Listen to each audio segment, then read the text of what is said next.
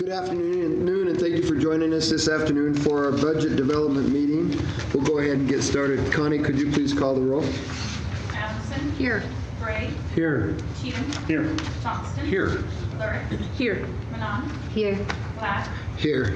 Thank you. We'll move to agenda item number 2 is fiscal year 2020 budget development items. Joyce Strohshine, Chief Financial Officer, and Heather Buchanan, Human Resources Director, will give a presentation breakdown of fiscal year 2020 budget items and ask council for direction related to the following: review, property tax, on-time capital contingency monies, new personnel requests, compensation, market adjustments to general employees, table Blue Cross rates, cap on vacation payouts, sick leave payouts upon retirement, director to Viva. Directed to Viva, not director. Directed. It's close. It's not close enough. This will be a shorthand meeting, won't it? Yeah, it won't be long. Yeah, I'm sure. Oh, none of mine are controversial. Thank you for being with us. I think that's it, right? Yeah, I'm through them all. So thank I you. admire the gallery. It's not all Boy Scouts. People that don't want Are you ready something for me to they start then? Yeah, we're ready to go ahead and get. Okay, so this is the agenda. We're going to take a look at the reserve review. This is only for the tax-supported funds so that you can see what you have available in excess reserves in case there's something that's needed for one-time capital expenditures, then you have that available. Now, it will probably require a budget amendment in order to expend it because we don't know that it exists until now, right? So anyway, rate study, we're in the process of working towards that. There will be a presentation at the work session on May 9th, and then the final report will be brought to you to the council meeting on June 6th. And then once we have that, then we have the ability to develop their budgets. Because basically what a rate study is a 5-year budget plan. And so I always encourage you to follow that plan because we paid dollars to figure out what do we need to do in order to meet the demands of that service. And that rate study is primarily comparisons with other cities similar to ours, as well as the general public. I would have to. I think it's more of a performance against our own need. Yeah, based on what we say we need to do construction-wise or to maintain our system, and then what do we have to charge in rates in order to make sure we have the funds available to do what we need to do operationally and capital-wise within those departments. A little crystal ball-y still. Yeah, it is. What did we pay for that rate study, Joyce? But it seems to work. I will say that. Joyce, what did we pay for that? Pardon? What did we pay for the rate study? What was the rate I think study the last this year? one was about 90. I think it 100,000. Yeah. About $100,000. Okay, then I'm going to just give you a brief update on property tax. Then we have one-time capital contingency monies. I just want to give you an update as to what is left at this point and what can you do. I will just kind of present to you who the new personnel requests are, but I believe Heather will go into more detail on that. The same with, I just wanted to kind of point out, these are all items that impact salary projection. If we add people, but those will be presented to you during the budget presentations. So we're just kind of giving you a forewarning that these are the things that are being asked for, okay? Or these are the people. Compensation decisions affecting salary projections. A one-step move for employees, not at the last step in the pay grade table. So that will be, as we build the projections, we build that in so that when you see the numbers, you know what you're looking at for that pay increase at that time. Then Heather's going to be presenting on market adjustment to the general employee table and the part-time pay grade table adjustment. Increase in the experience rating from 70%. Last year on our work comp, we increased it from, I think it was like 60 or 66, and we moved it up to 70. Technically, the goal is to get it back to 100%, and so I'm putting that out there so that you know. until we have the final numbers on salaries, I can't tell you what that cost is. And we can give you indicators as we roll through, but at this point, I think last year it was about 60,000 to do what we did. So it gives you kind of an idea. The Blue Cross medical rates, we want to know that that's acceptable, and that way we can input them into the Acceptable and what we have to do are two different things. Well, I think the number looks a lot better than what it could have looked. So I would say that in that regard, it feels more acceptable.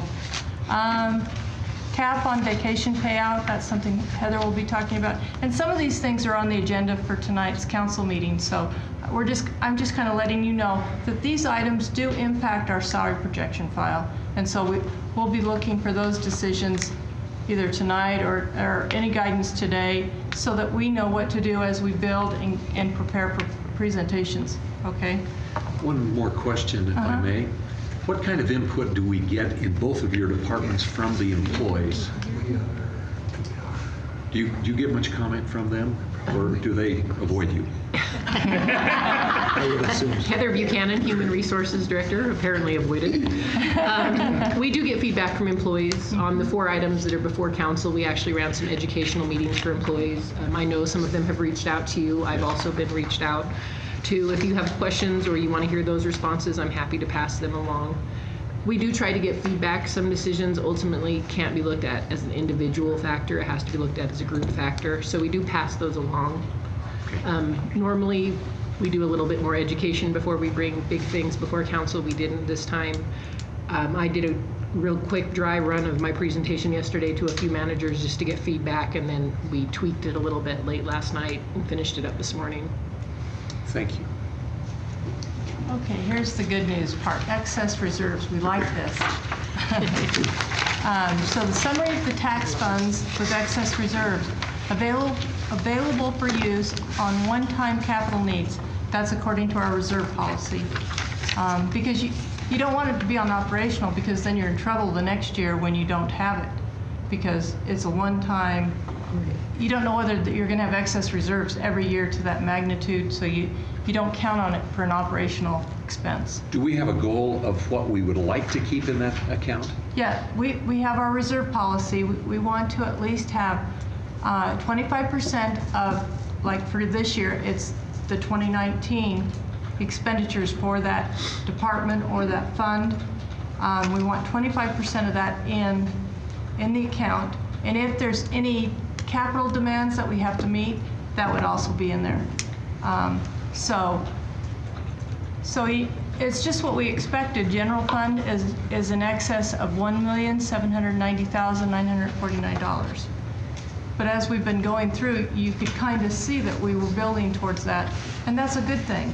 And how do you get there? Well, you budget for revenues at a certain level, and if they come in above, that's kind of like icing on the cake, right? It's extra.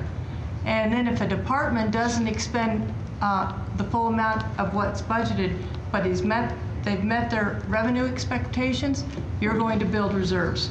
And so that's really where it comes from. Now, with the general fund, I believe that the council has the ability to make the decisions on how they would want to apply those one-time monies. I know there was some conversation that departments wanted to be able to grab what was theirs, and I just feel like general fund is funded by revenues for the whole, and so it just seems appropriate that the council would have the ultimate decision if there is excess to who has the greatest need, and that's where we want the money to go. Thank you. Okay? Can those funds be transferred from one fund to another? They can in the general fund. That's the only place that it can. When you start getting into these other funds where we levy direct for them, they are in a sense like restricted monies, because I can't expend monies for out of street fund for some other purpose, okay? Because, well, and you also have highway user money, which is very restricted. Okay, so it just kind of goes back to that. So whenever you're looking at the other special revenue funds, you want to think in terms of if that fund needs something, that's where those monies should be used for, okay? So street fund, $1,571,353. Cemetery fund, $162,441. Airport fund, $283,367. Library fund, $180,297. And then I put up here video services fund. This is one that we need to kind of technically close out, okay? It has funds left in it, and now we need to get those moved. Now, where do you want those moved to? I mean, you can move them to the general fund. I mean, you can make the choice. This is one of those where you do have the choice and the power to move it where you want to. The only thing is, any kind of usage of any of these monies will require a budget amendment, and then the next one will be programmed for between May and June, somewhere in that ballpark, okay? Okay, this is about the rate study, as we were talking about. So Raftellus Financial Consultants are working on the 5-year budget plan for the utility funds, and will present information, as I said, on May 9th, and then the final report for adoption on June 6th. A 5-year budget plan for fiscal years 2020, 2021, 2022, and 2023 and 2024 will be created. The rates will be determined for the 3 utility funds to meet system and operational needs for sanitation, water, and WPC. So will the consultants be here at the first presentation? Or? Aren't they here for both? Yes, it looks like I thought that was the plan. So if you have questions, you'll be able to ask them at that time. Okay, property tax. We're always interested in this one, right? Okay, so the highest non-exempt property tax was $29,811,413. Our replacement dollars for personal property is $353,411. This is a static number. It does not change, okay? Because when they did that conversion, that's what we got, and that's what we'll continue to get. And then the amount that you do the 3% calculation off of, as you can see, is the $29,811,413.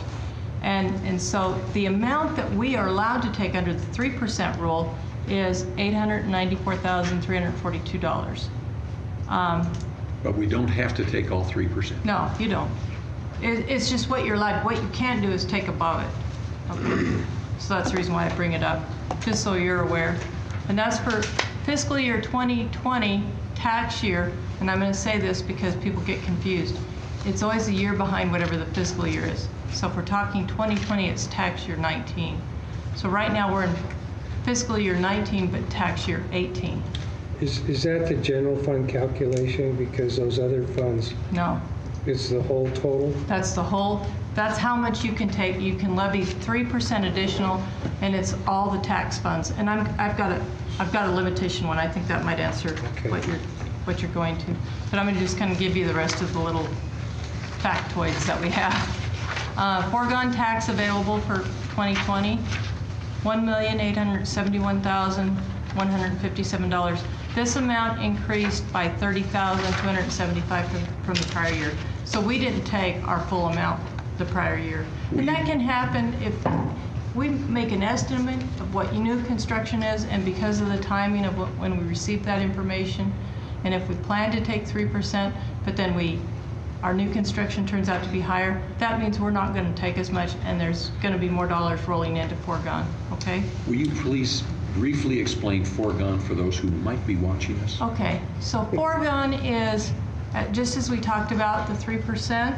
So you have available to take this much, and if you don't take it, then basically those dollars roll into what we call foregone. Because foregone really represents dollars that you didn't take, but you were allowed to take, okay? So it's kind of a bank account? Yeah, well, a bank account in that I can levy for it. It's not really, because you have limitations, and we'll get to that sheet. I think it might be next.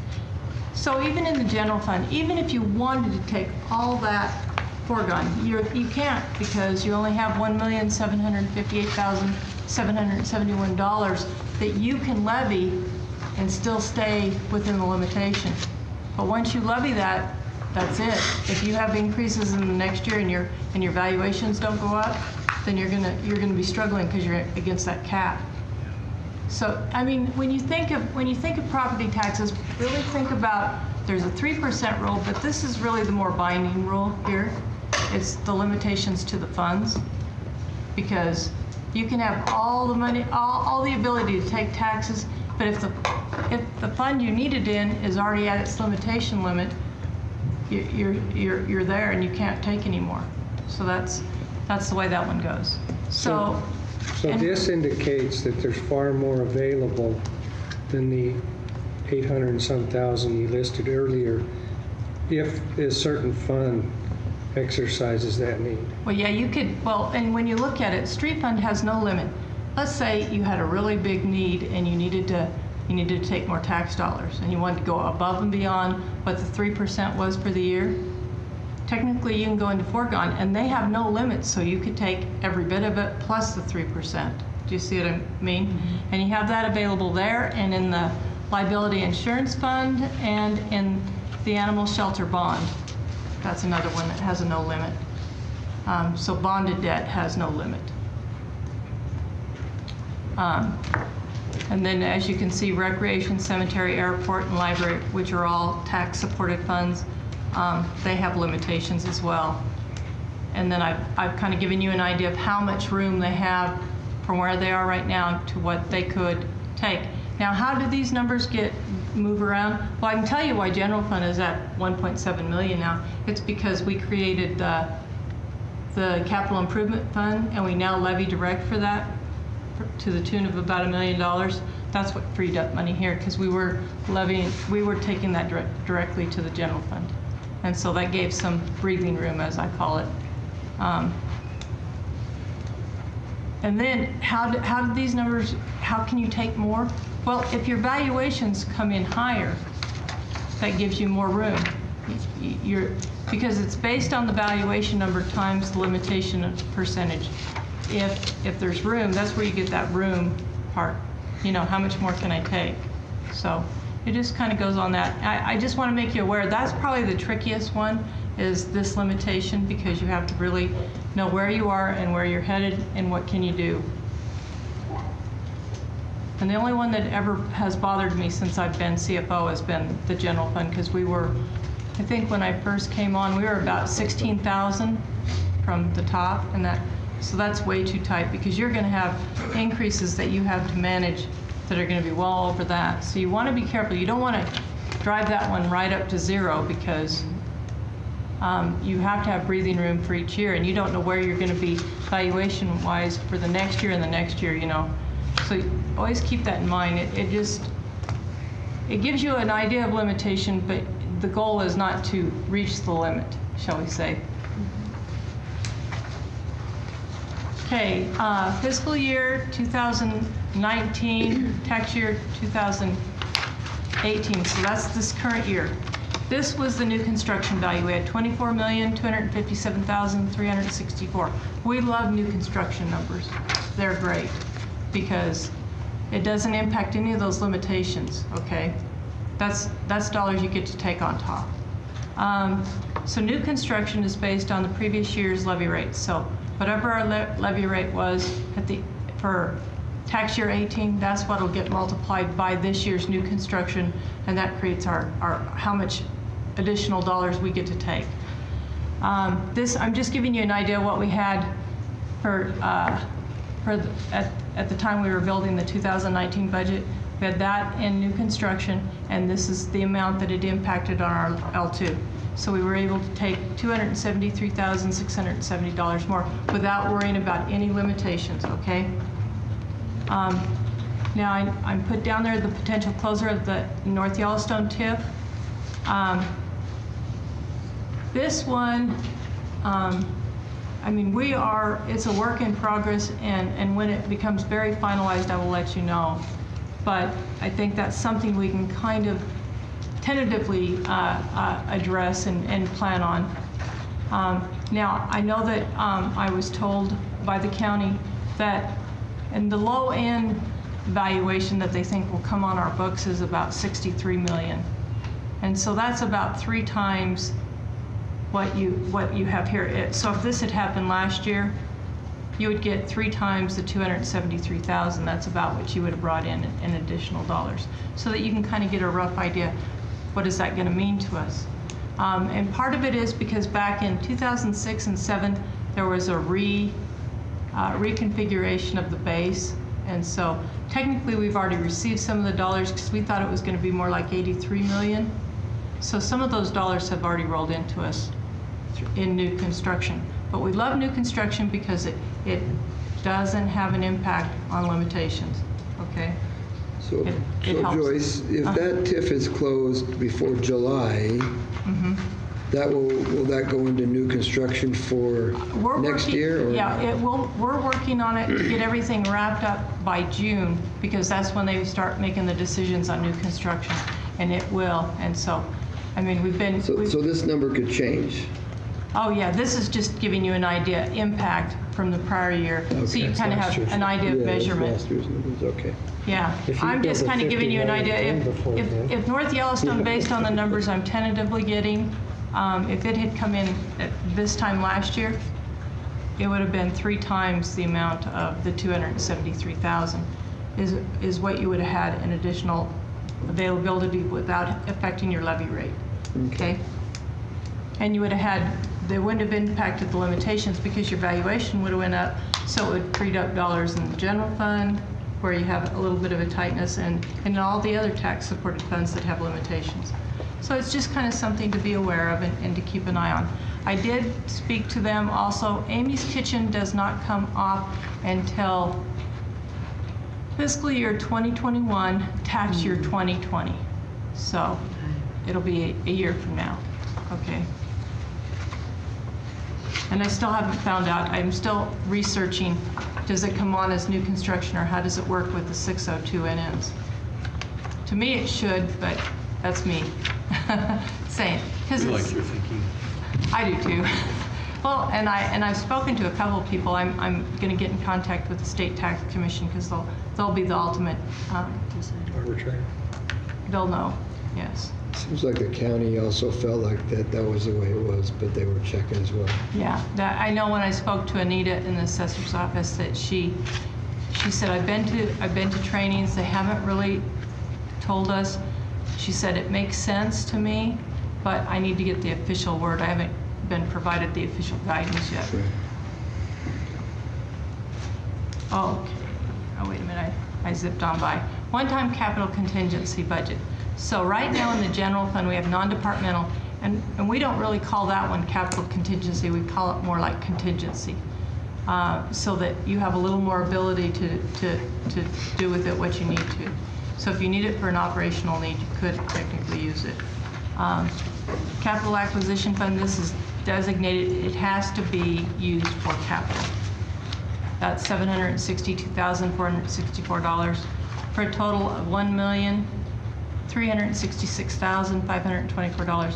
Now remember, the second major property tax will be received in July of 2019, so it is not reported above. So when you look at the capital acquisition fund, or what we call the capital improvement fund now, it only has one of the big payments. Installment. Yeah, so it's gonna go up. You know it's gonna go up. Okay. I have a question. Yeah.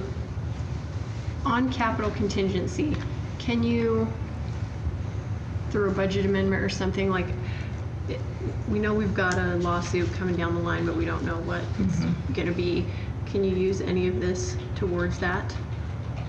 On capital contingency, I would say no. But at least the monies that are in the capital improvement fund, the But one you that's said just the non-departmental. contingency, yes, you could. And you know, the policy is that excess reserves can't be used for anything but capital, but you ultimately have the decision or the power to make an exception to that rule and say, we're going to use it for this. Do you see what I mean? On reserves. On reserves. But not on this Well, 762,000. Yeah, But we because, could do this. and that's because we 604. levy for it, and our whole Yeah. resolution on regarding that is that this money will be levied and be used for capital. And so, using it for something else would be appropriate, okay? Did you have a question? I was just gonna, we've heard that housing values have gone up about 17% this year, I think. But, and Those that sold. those that sold. Yeah. But the, one of the times the assessor said that when things go above 10%, they normally adjust all properties. Well, So, you know. I'll be watching for that when we get into Because, construction. you know, if those that are selling are up that much, then they may Well- come in at 6% higher or something like that. The last 2 years, they do, I call it a fifth of the city or county every year reevaluating, right, reassessing. And so the last 2 years, they did what I call the Satterfield area and then the newer area, the Summit area. So we had some large increases based on those reevaluations. I think the law calls for it every 3 years to be reevaluated. I know that I've been told by the county they do 20% a year, so it takes 5 Right. years to hit But the whole area. I think the law also, Yeah, fine. law also requires that they not be out of compliance by 10%. Yes. So if markets really, that's why we've seen the homestead exemption accelerate when our values haven't so much, because in other places they had Really gone. to adjust for that fast increase in property Well, values. And I like it that they went to the flat amount versus the index number. I'm not that fond. I don't think the index number, because they had that for a while, and I don't think it worked that well.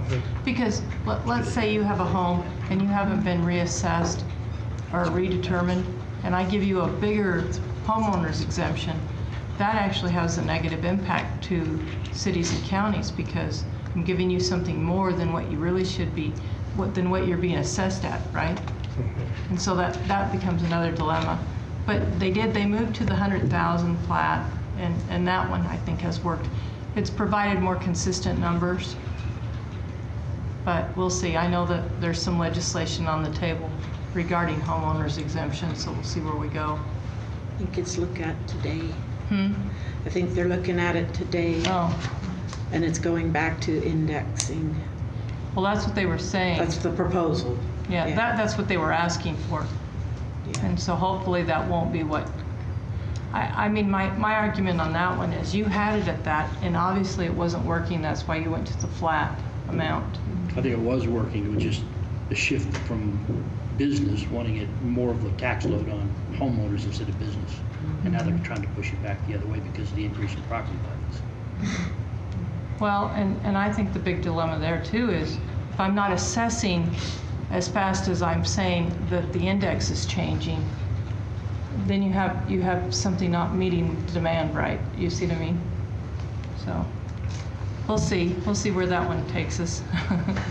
Yeah, I think they did the assessment based on certain areas, but at other times they use a flat formula that says if our rates have risen X amount, then we at least need to raise everybody's value by this amount. That's what I heard the assessor say at one time. Yeah. So, because that's the only way they can stay in 10% compliance. Yeah, well, that's true. Okay, let's see, where are we at now? Okay, this is a list from the general fund of new positions being requested. We have 2 in the planning department, a senior planner and assistant planner, 5 in the police department, 2 dispatchers, a police computer technician, and 2 third-class officers. In animal services, we have an animal care specialist and a veterinarian. If you made a decision of yes on all those, it would be about $647,347. And then Heather can give you some more insight as to what the need is and why they're asking for those things. Now in other departments, we have WPC pretreatment technician, and in the fleet department, a shift foreman and fleet services coordinator, and then in the IT department, cybersecurity engineer manager, and if we did all those, it would be about $297,000. So, but these will be presented during the presentation, the budget presentations, and that's ultimately when you can really make the decision as to whether you think it's a yes or a no. So this is just kind of reiterating general employee pay table, pay grade table, a market adjustment, and Heather's going to go over that. Part-time pay grade table, an increase to the table. And then I also put in here increase to experience rating. Currently, this is on the work comp. It's currently at 70%, and our goal, our ultimate goal is to get us back to 100%. So, and then health insurance and adopting the Blue Cross rates, accepting that one and moving on. Those are things affecting compensation. Okay, any questions? This is more of an information-based one. I mean, I'm not really asking for too many decisions. Probably the only thing will be the experience rating on work comp. Should we increase it? Should we not? We don't have numbers yet on that, but we can wait a little bit longer. But it does impact your salary projection, so it's just a thought as to what you would want to do. When do you need to know that? Well, if we're doing it for budget presentations and they start at the end of April, we probably need it before then, right? Otherwise, you're not going to have the real number. Sure.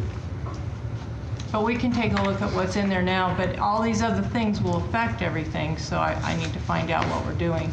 Like the market adjustment to a table, that will have an impact. Because how the work comp works is you work a certain position and it has a rating code. And then we have this experience rating that says, whatever that rating code is, I'm going to charge 70% of whatever that rate is. But it's multiplied by your salary or wages. So anything that isn't salary or wages that we give in compensation isn't going to impact it, okay?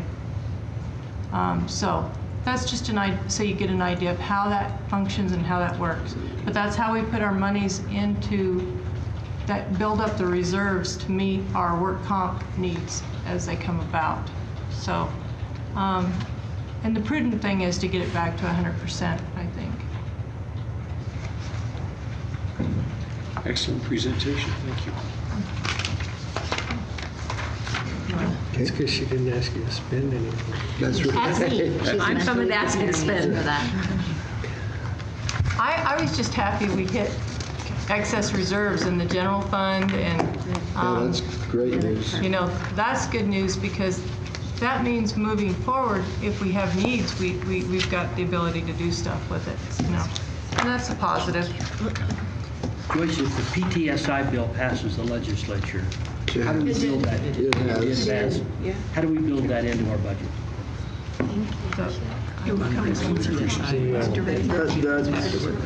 That would be related to the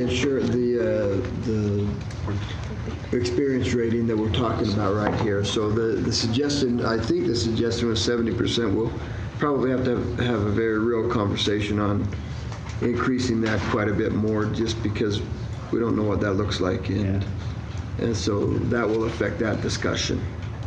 And I can get you tentative numbers, but I just want you to be aware that anything that we do from this point forward could have an impact as to what that cost is when we raise it, okay? But I think it's prudent to do it and start moving in that direction so that you're building a better reserve amount to meet work comp costs, okay? So. Hey, real quick, so could we take, would work comp, would that be considered a capital? No. We couldn't pull that from capital contingency No, monies but you then? could out of your excess reserves in the general fund, But not in the capital? but not in the capital. Okay. And the contingency that's in the general fund in non-departmental, you could pull it from there because that doesn't have the designation of capital, Okay. okay? Sounds good. So both of those would have the ability. General fund monies can go wherever you choose to because of what they are, the nature of what they are, Okay.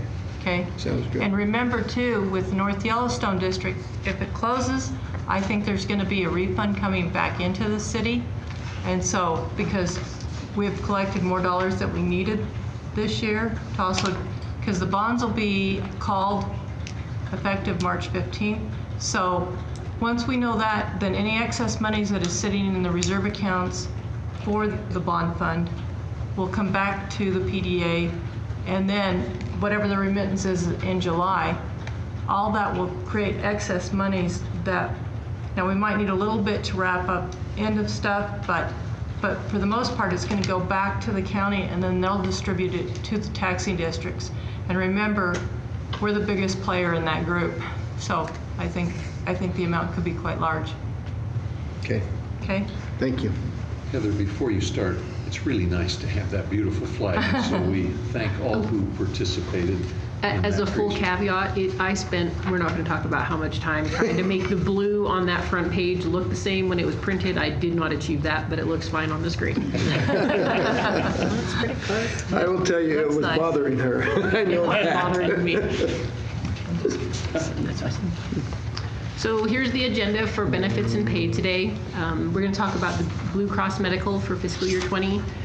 If council wants, we can revisit the 4 items that are up for the council meeting tonight, if you have any questions. We're going to revisit the grant of the HRA VIBA to employees not on our health plan, but are on another qualified group plan. We're going to talk about what a step increase costs, talk about a hybrid pay table adjustment, looking at the seasonal pay table, and then talk about if you have any specific questions on those new positions Joyce mentioned. So the good news is our health insurance is going up by 6.9%. The overall cost is over there in the red box. I'm kind of going to bounce through this slide because this one's a little bit easier to understand. So for an employee only, just carrying yourself on the plan, your monthly increase is $2.12. So it goes up by $1.06 a pay period. For a family, the increase per pay period is going to be $9.41. The numbers I'm using here are off our current enrollment numbers in medical. When you see figures later on, those are off of salary projections. So they're going to be slightly increased because anytime we know a position's vacating, we move that to a family rate. So those two numbers are not going to mirror each other.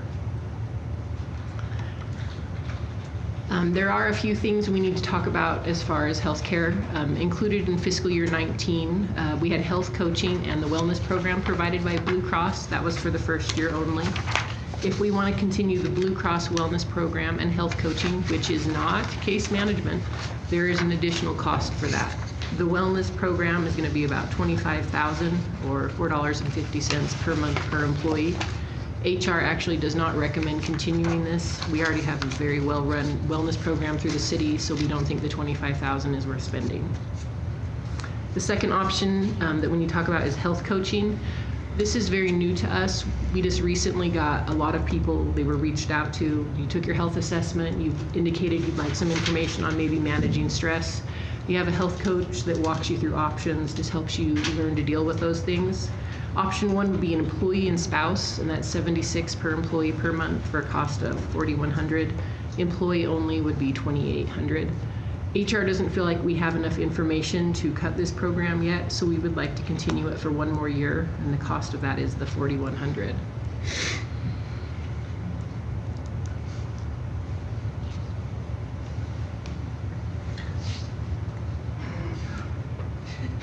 Is this an action item? All the stare at you. Do you need us to? This is to give them the direction of what way we would like Have to we had go. any input from employees on those particular items? I have not had any correspondence on either of those. I've talked to a few employees. We haven't been utilizing any of the wellness program as far as our wellness program. Employees might be doing stuff individually. I haven't heard on that. Case management, we have talked to a couple of employees who are trying it. They are having a good experience so far. It's only barely been going for about the last 6-8 weeks.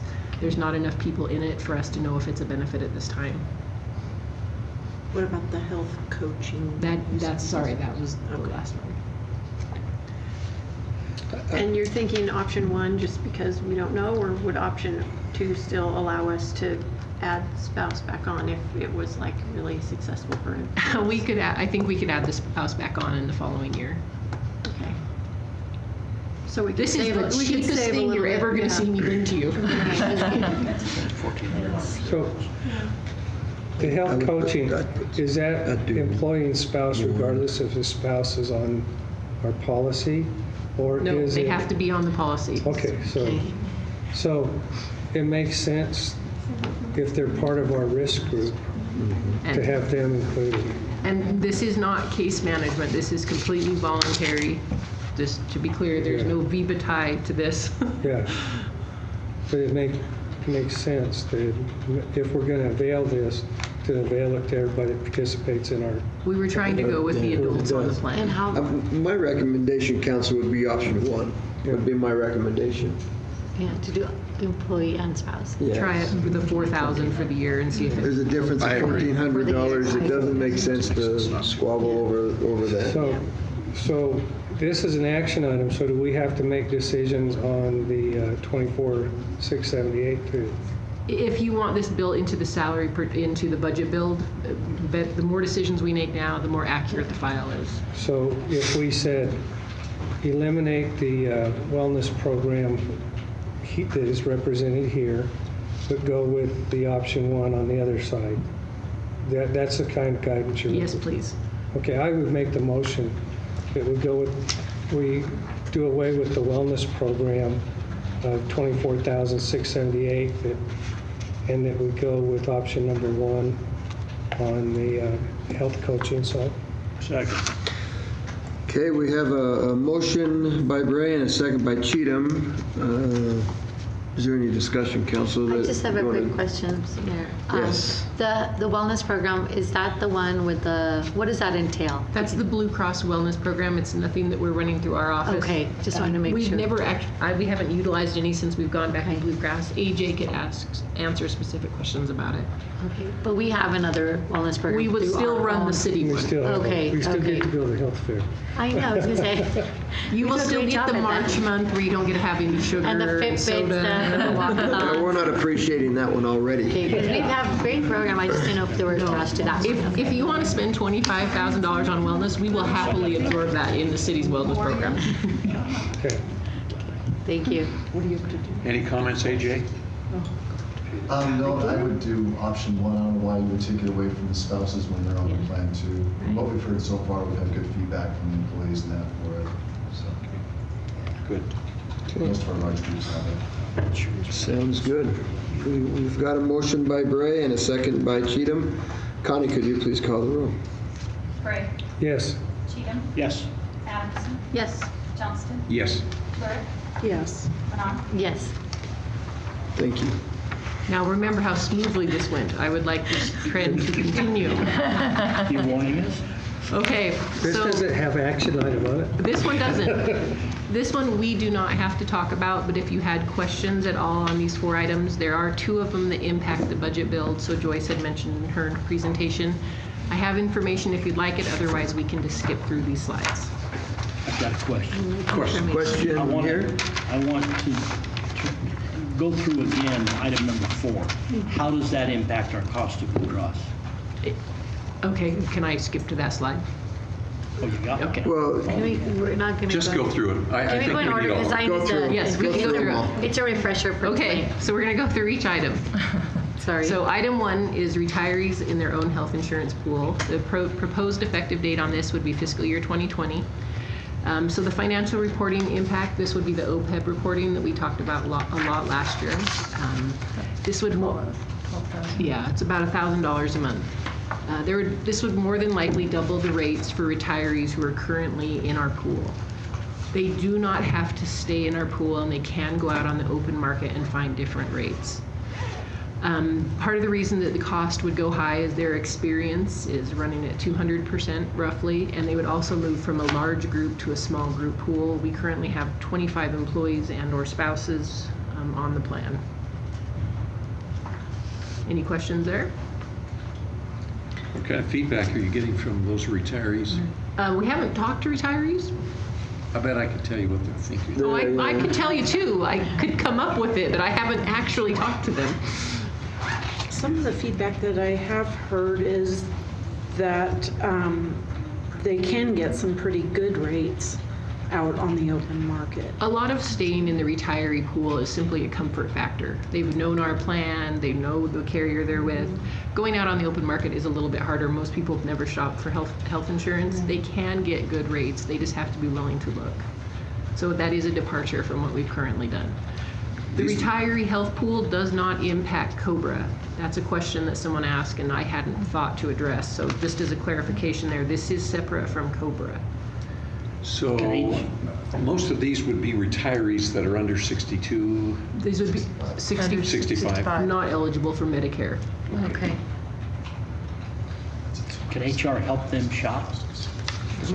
AJ, why don't you come up here? You can help with this one. Can AGR HR got help LGBS those benefits. retirees shop?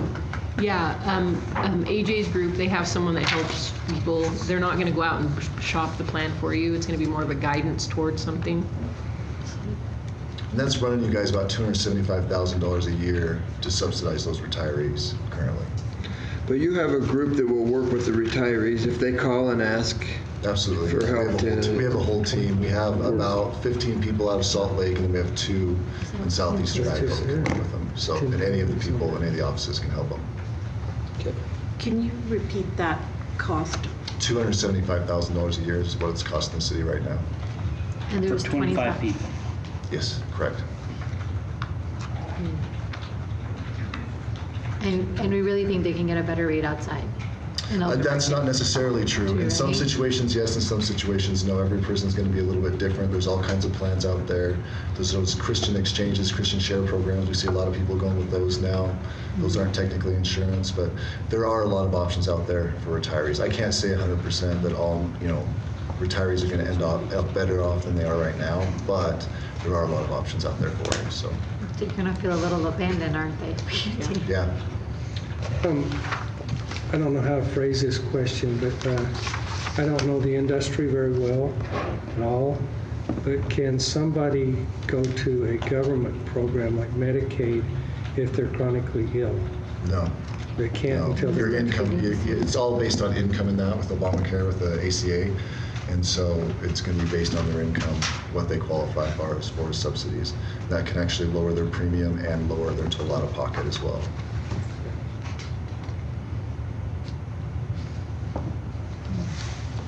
You ready for item 2? Okay. Oh, yeah, we're ready for everything. Oh, yeah. You gotta keep that in mind. Try us on this. Item 2 was case management, which would be tied to your VIBA account. This would be effective October 1st with fiscal year 20. An employee who would refuse Blue Cross case management would not be eligible for VIBA in that year of their referral. The employee would remain ineligible as long as they were being referred. If they decide to join case management after declining, their VIBA would be prorated. This is not going to apply to every employee. Think 5 to 15%, so less than 70 employees. Only employees, not spouses. There is no cost to the employee for this. Case management usually is not a long period of time. It's usually around a quarter. Some people will go longer. And it would not delay employees' access to medical care. HR would not know who is in case management. We would only be alerted when an employee declines. So who would make the decision as to who needs case management?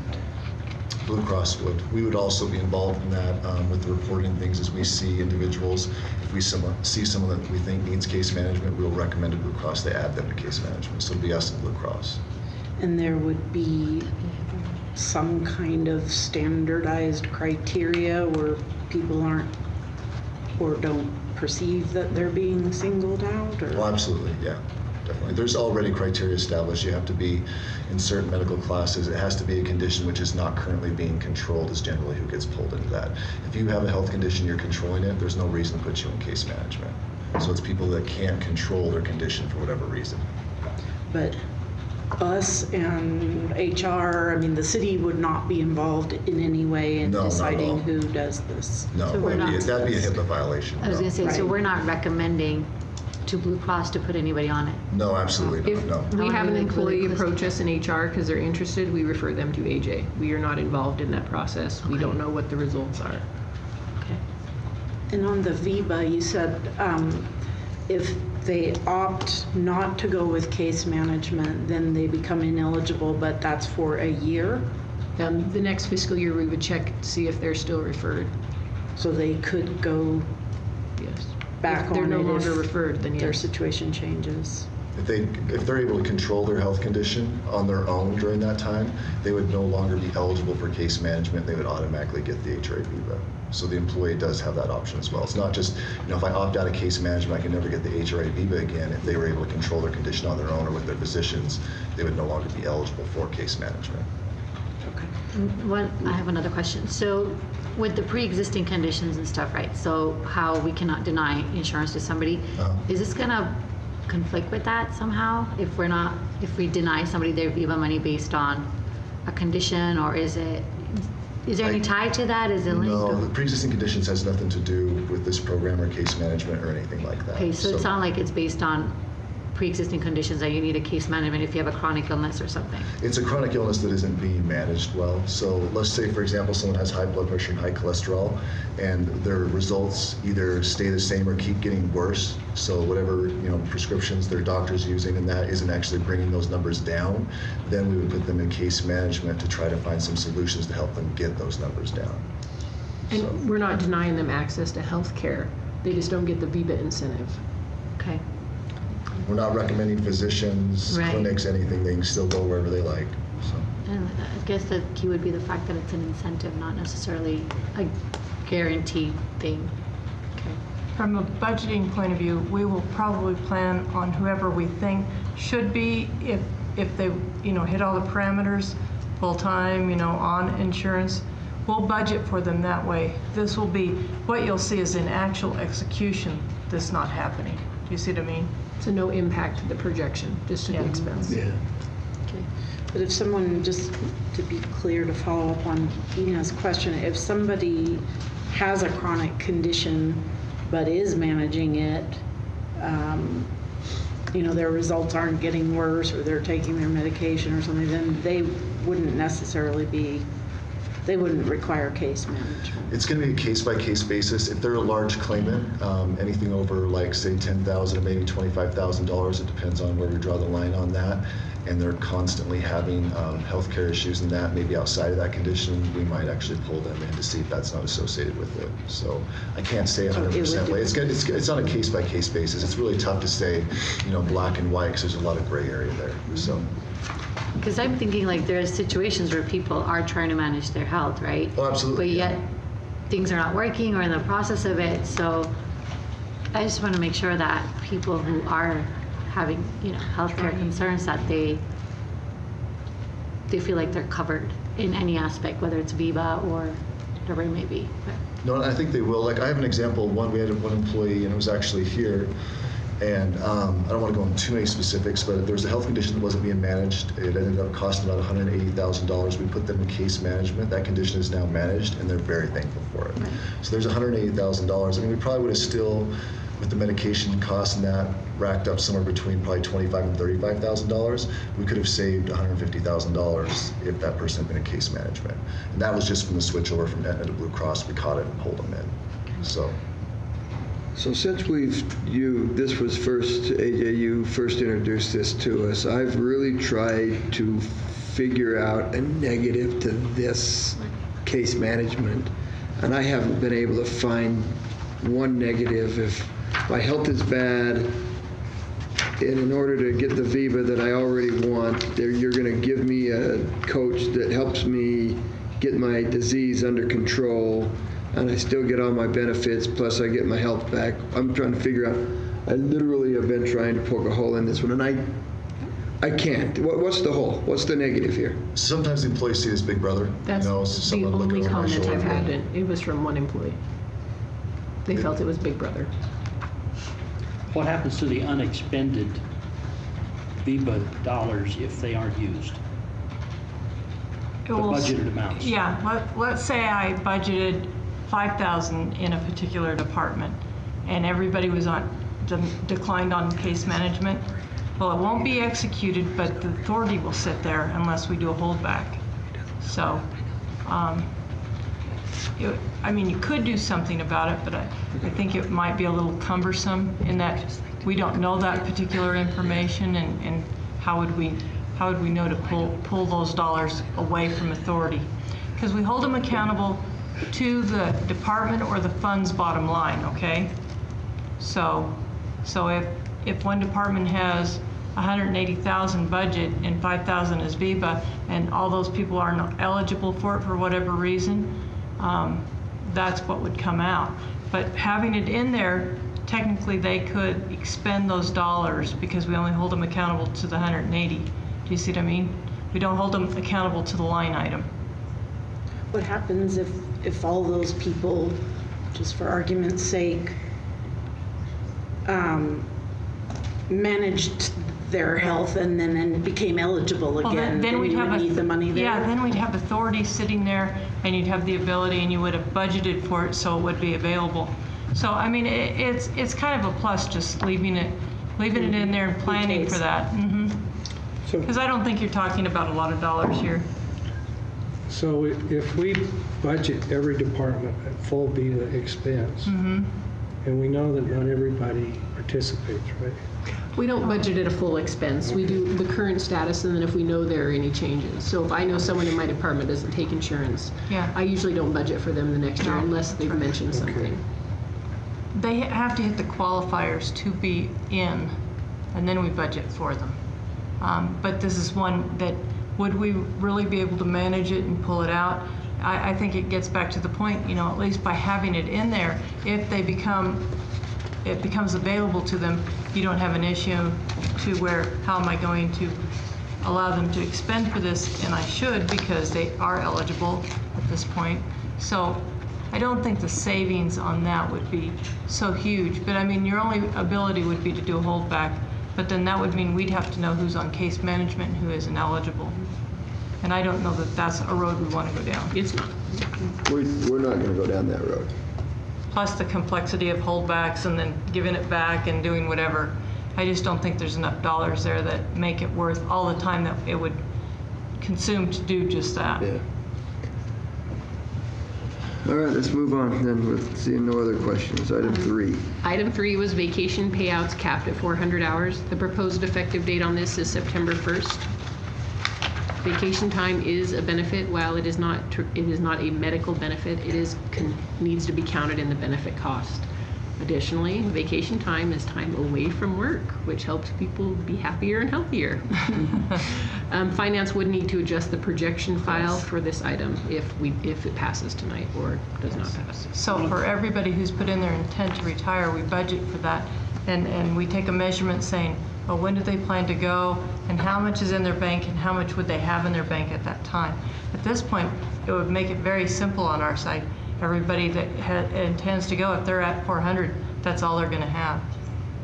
Is there a possibility of proration or leveling this over the next few years so it's not a big surprise for So some employees? the proposal for council tonight is written at the 400 hours for September 1st. If council would like to change that just needs to be made in the motion. How many people are already over that? Over the 400? In general or A lot. retiring? A lot. Yeah, there's a lot. It's a lot. So what would happen to their excess hours? As long as they're not retiring, they would retain those till December 31st, in which Yeah. they drop off. Yeah, the system automatically drops them off if they didn't take them and they're not retired. You can only have 400 as of January 1st. Yeah. So each year it would recap at January 1. That's correct. Well, yeah. So they could accrue more than that throughout the year. If Oh, you, they will at that moment, and that's what happens now, but that's what also makes, for a person who has a 400 bank, they could be earning about 208 additional hours, so by the time they get paid out, you're looking at 608 hours to pay out at their rate. So my understanding with this would be this year, anybody retiring this year, and they have accrual of over 400 hours, and they continue to accrue that up to September 1st, they will be able to have a payout of 560 hours if that's what they've done. But after September 1, regardless of how many hours or days of vacation you don't take, when you retire, you will have 400. That's it. You could accrue all day long, you'll only end up with 400 at any point. Will that make some people move up their retirement? Absolutely it good, will. yes. Will we have a bigger, We've already August. budgeted for this. okay. Yeah. Does that cause a lot of people to take the month of December off?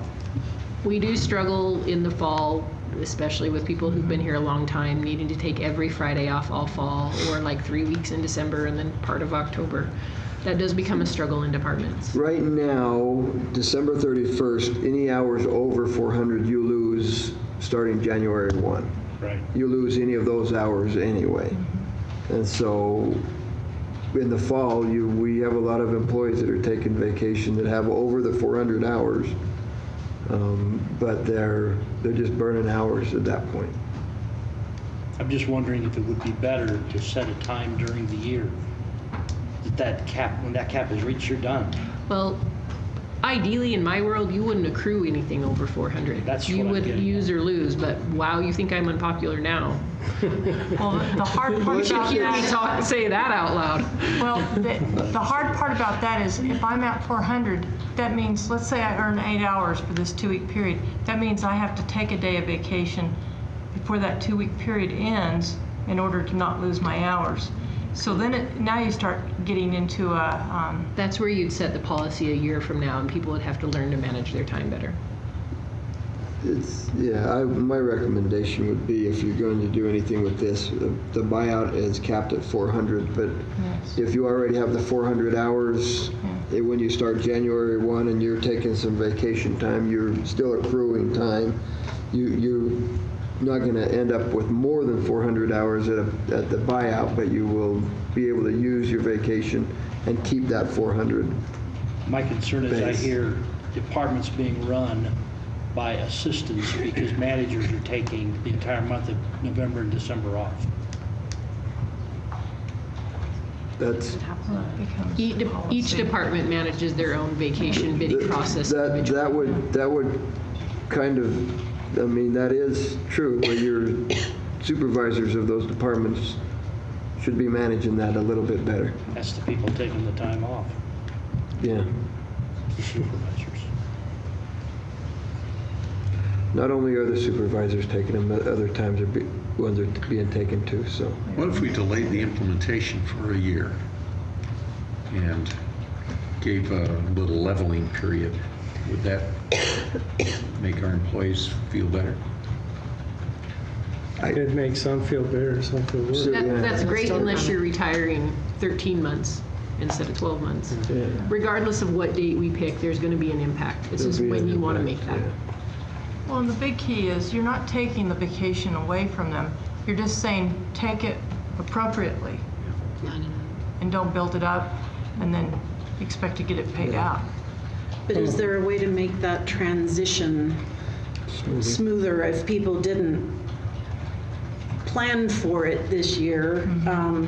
Would it help the transition if they had more time? Are we going to be able to accommodate a whole influx of vacation requests of people trying to use their hours before this change happens? I mean, will we be able to handle that?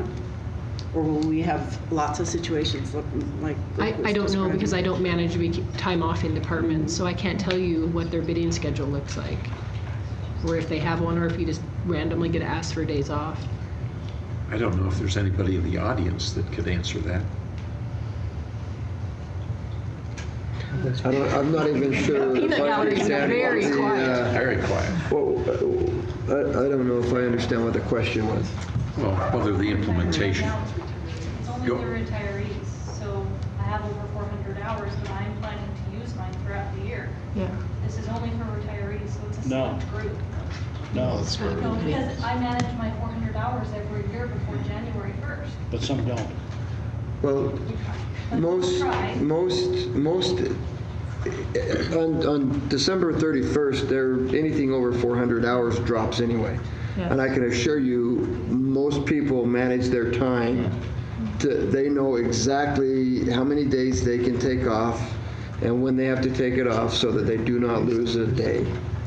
Most of them, this would be moving that day that they have to manage it to September or August, the last of August instead of the last of December, if they're going to retire. Keep in mind, this recommendation was made to help the demographic shift. And so that's why we made the recommendation, was for a demographic shift. And so if we delay that, we delay the demographic shift. And we all know where the experience was and where it was headed, and we're trying to head that off. That was the reason for the recommendation. If you're not retiring, your days will continue until January 30 or December 31. And you can still have that time to use that time up. If you are retiring, your date is September 1. It's got to be used by. It's really no different than what they have to do every year if they're above, if they're at 400 when we start the new year. They know they have to burn their time in order to not lose, right? Now you're just saying, when you get to this point, we're only going to give you X because we don't want to be paying out in excess of that, and we want you to take your time off. So that's really all it is. Well, misunderstand, this conversation is somewhat unique for organizations that'll let you carry time forward. There are lots of people that you don't use your vacation, you lose it in a certain time period. So, we're talking about a unique situation at the city versus some other places. Not that unique. I've worked several places, had the same policy. So again, I know But- several people that lose it. The other difference was, other places I've worked, you could take a portion of your vacation and cash it out.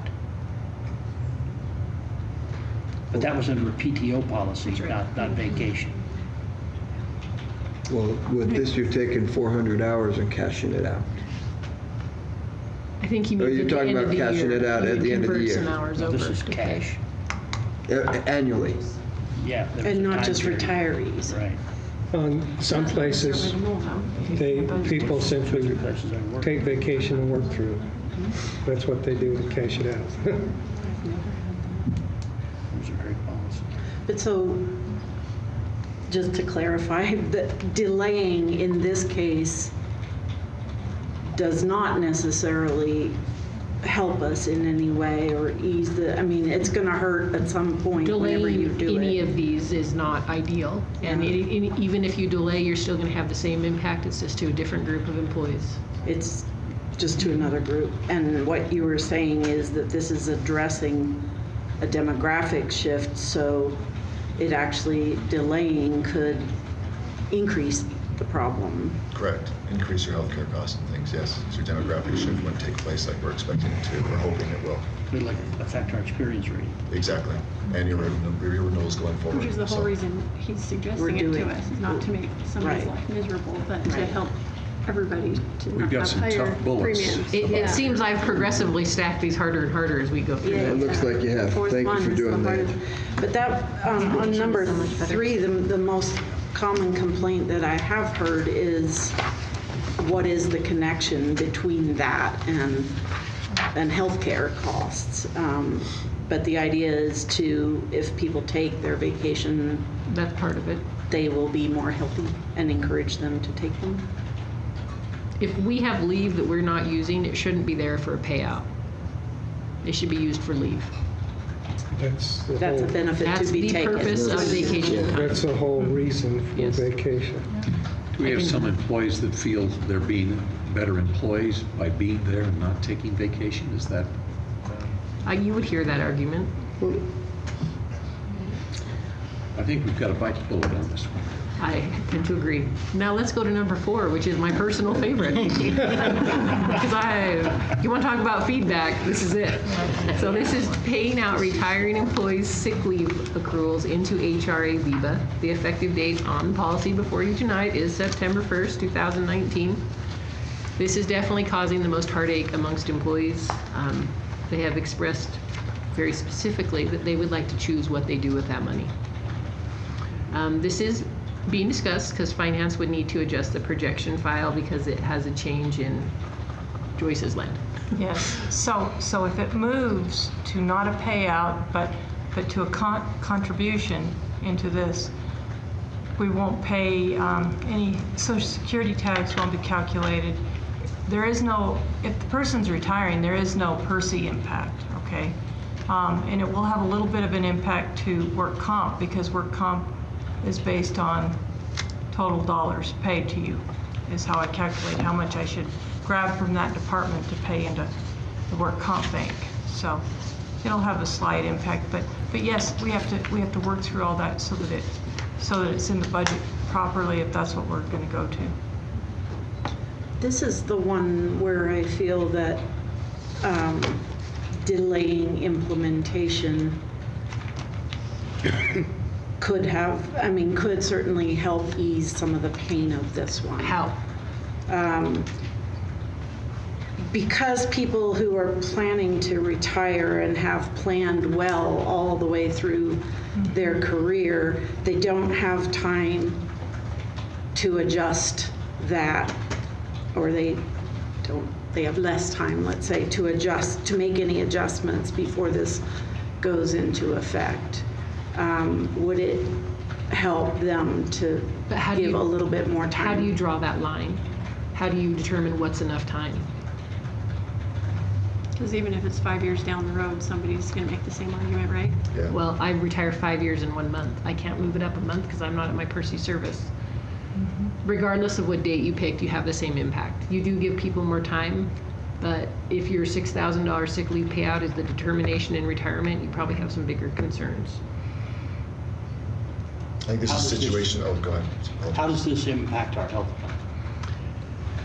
So part of this is tied to moving retirees into their own pool. The average person at the city has $5,500 in their Viva account. The highest we have is $30,000. I have 284 people that have less than $5,000, and I have 181 that have $2,000 or less, with 55 people less than 500.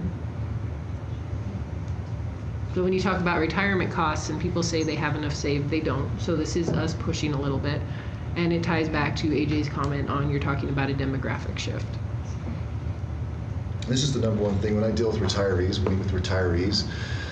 They've planned out their entire retirement, but they forget about healthcare costs. And when you sit down and explain to them what they're going to have to, spend on a monthly basis, they usually end up having to work for a couple more years. This is another way to be able to help them retire because they can now use that money towards those healthcare costs, and it's now on a pre-tax basis as well.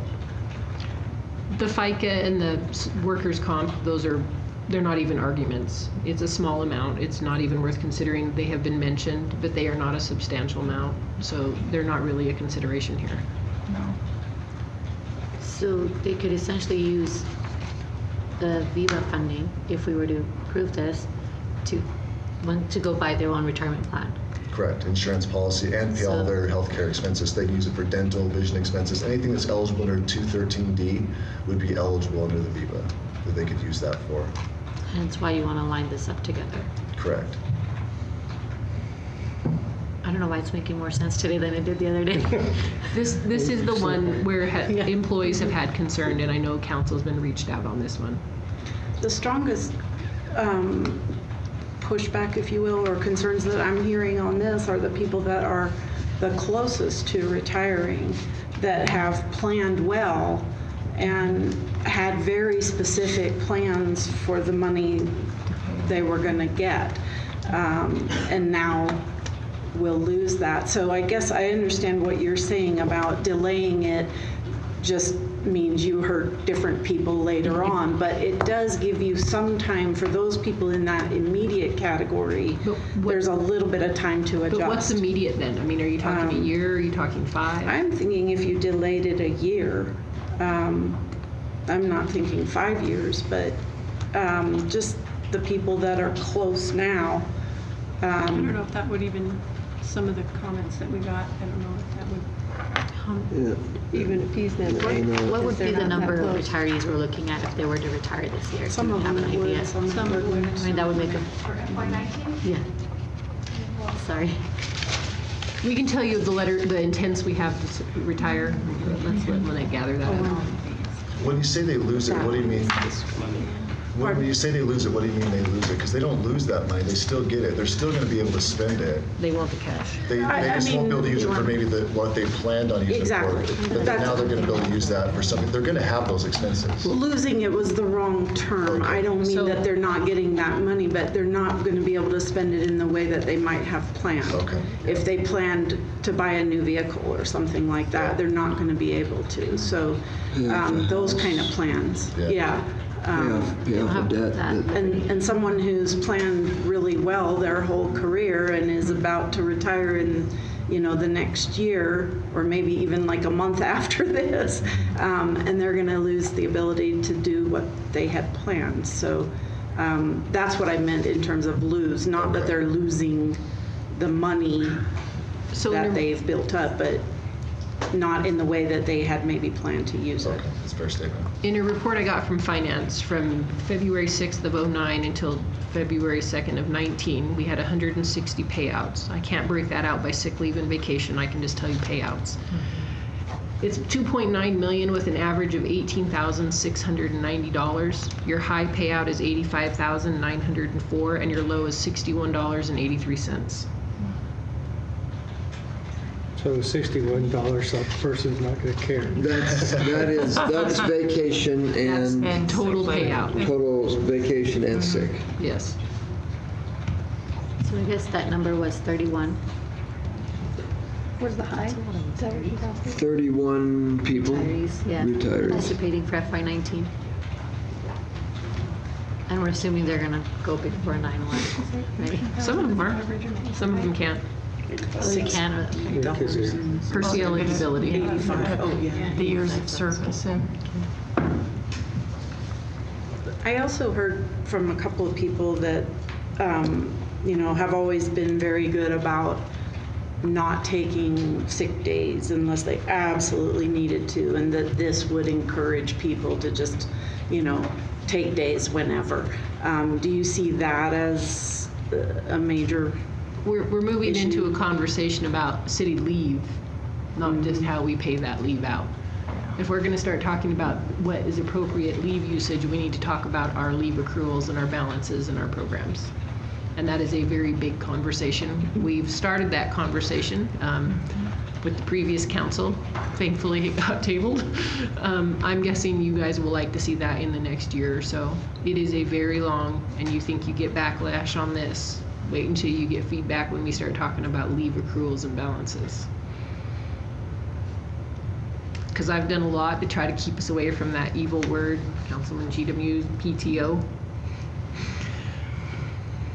He uses a lot of tough I know he words. does. I like it. I know. Much better than sick leave and vacation. You use your time however you want to use it. Right. And I'm trying everything I can to keep us in the separate pools. And I will make this comment. For my 17 years of looking at uncompensated absences, you have people that just don't spend their banks, and you have people that do.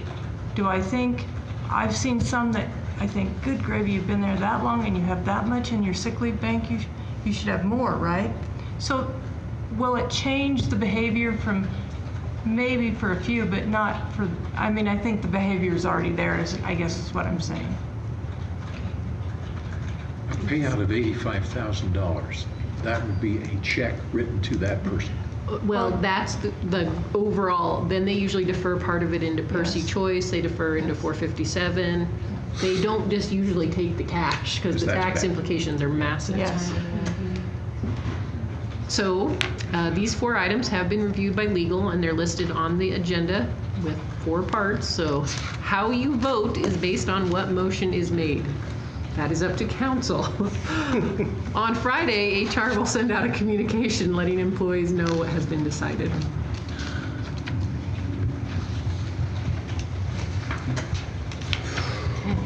Now, wasn't that fun? Well, that explanation was great, thank you. How can I recuse myself on this one? There's 6 of you that want to recuse yourself. So last, Take sick leave That's tonight. right. sorry, That's right. I'm gonna need a doctor's note. Yeah. So last year, we decided to allow employees to be on our VIBA program if they had qualified group health insurance, but we weren't sure what that cost would be to the city. We had 3 employees join, so that was an additional cost of $6,000, and we had 7 drop off. So our total savings on this is $65,000. So HR would obviously like to continue with this program. Just in case you forgot how that breaks down, if you're on other qualified group insurance and you're full-time, you'll get your 26 payments of 50 and then your 700 wellness. If you're half-time, you get half the 1,300. If you are on city medical, full-time and half-time, they both get the full allotment. So see, we made one good decision last year. Do you want a break? I think that's an easy decision. Yeah, that's pretty easy. Makes sense. You probably want to. So could this be an action item? We just say, I didn't ask for an action item because we've already kind of built it back, kept it built in the budget. okay. Perfect. Yeah, we need Thank you, AJ. Thanks, AJ. I'm gathering my energy.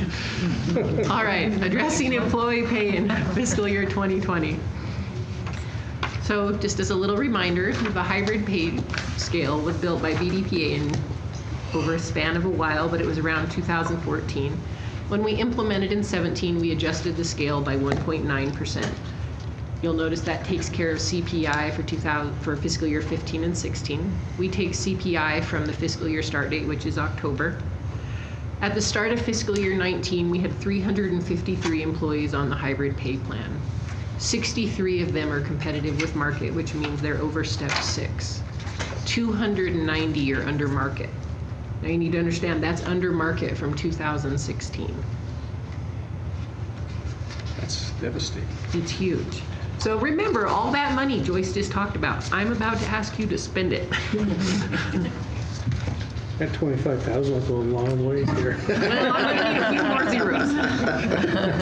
So just as a basic understanding of what a step increase cost. A step increase would be for general employees and police civilians. Those are the only people on the hybrid scale. A one-step cost is $625,000. 2 steps is 1.1 million. I'm not going to read all the numbers. And Lynette's coming up. She's going to read all the numbers. Lynette Sampson, compensation specialist in HR. I just want to talk about the importance of the step increase. This one-step move takes everybody towards market. If you don't move people, you create compression with new hires. So we did take a wage-based move and didn't give credit for time and grade. So we have people who have been with the city since any time after 4/1.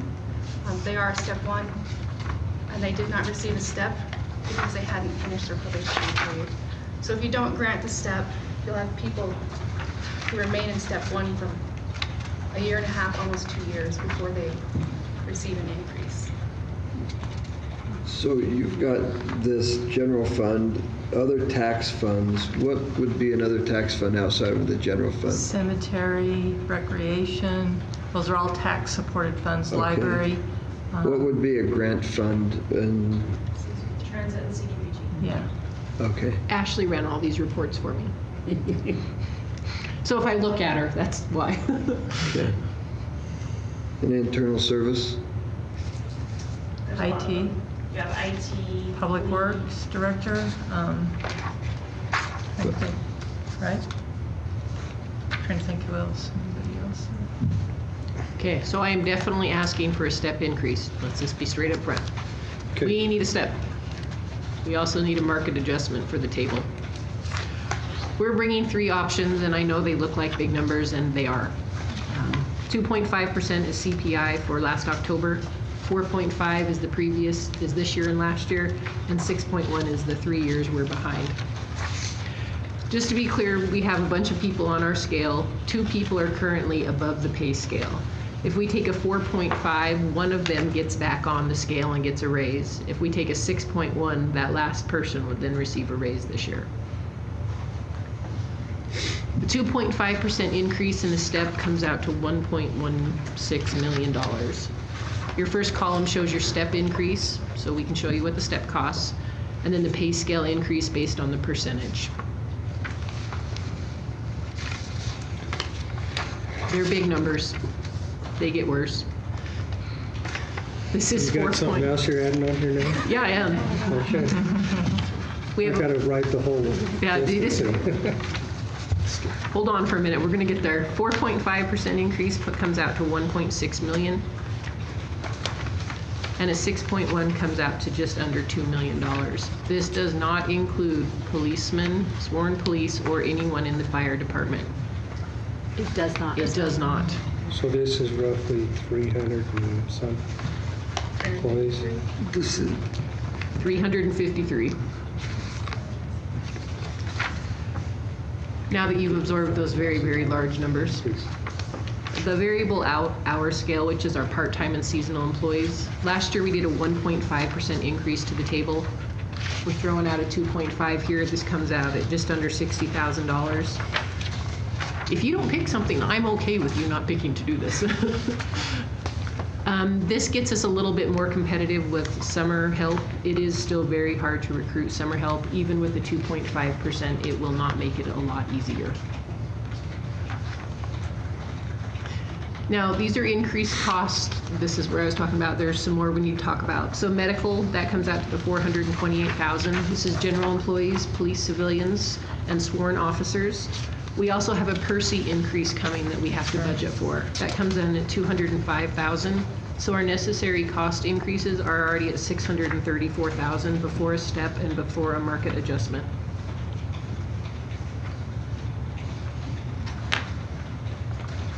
Don't we have some pretty good benefits in addition to our salaries that compensate in some way?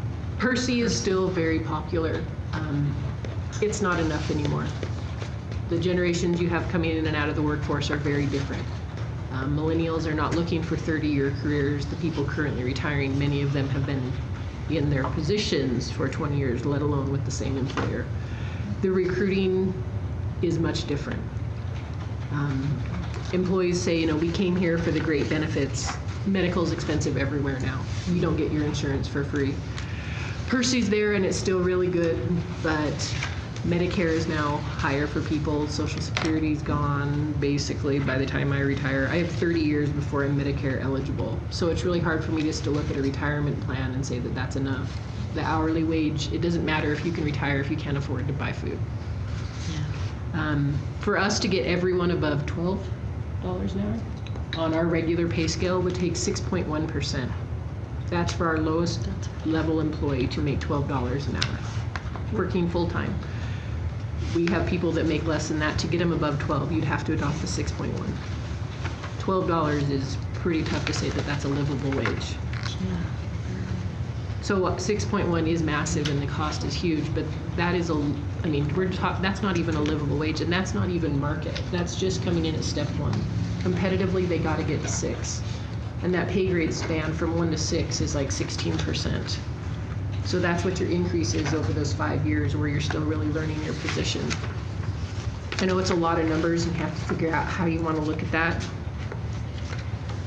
I would love to ask for more than the 2.5% that we show recommended on the screen, but I understand that there are other costs.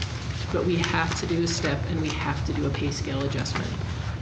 It's really hard to look at 290 employees and say, you know, you're behind market. I'm really sorry, especially when I mentioned that market was 4 years ago. So if you're asking what this looks like when you break it down, so the little green column there with necessary costs, that's the PERSI and the medical. You pick one of your 2.5 or 4.5 and the yellow column on the right is what the cost totals out to be. So overall, the 2.5% increase, a step PERSI, and the benefit increase is 1.8 million. 4.5 is 2.2, and the 6.1 is 2.6. We do have other costs I haven't talked about yet. I promised I would bring you all the data so it would be as clear as it could. We do have increased costs tied to CBAs this year. Police has a full contract open. Fire will open for the salary table only, and then their medical is, the maximum increase can be 8%. So when I ask to spend this much, I understand I'm also going to have to ask to spend more on police and fire. We didn't do a table adjustment last year, and that's a mistake on my part for not asking. We added 8.5 headcount last year. That takes into account the positions that we released from video services. The cost to that was well over $1 million, but that was not $1 million spent on the existing employees. That was adding new headcount.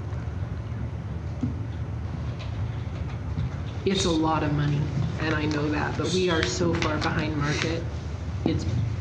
We made great strides changing to the pay plan, but we need to be adopting CPI every year. And I know we don't have that in new construction.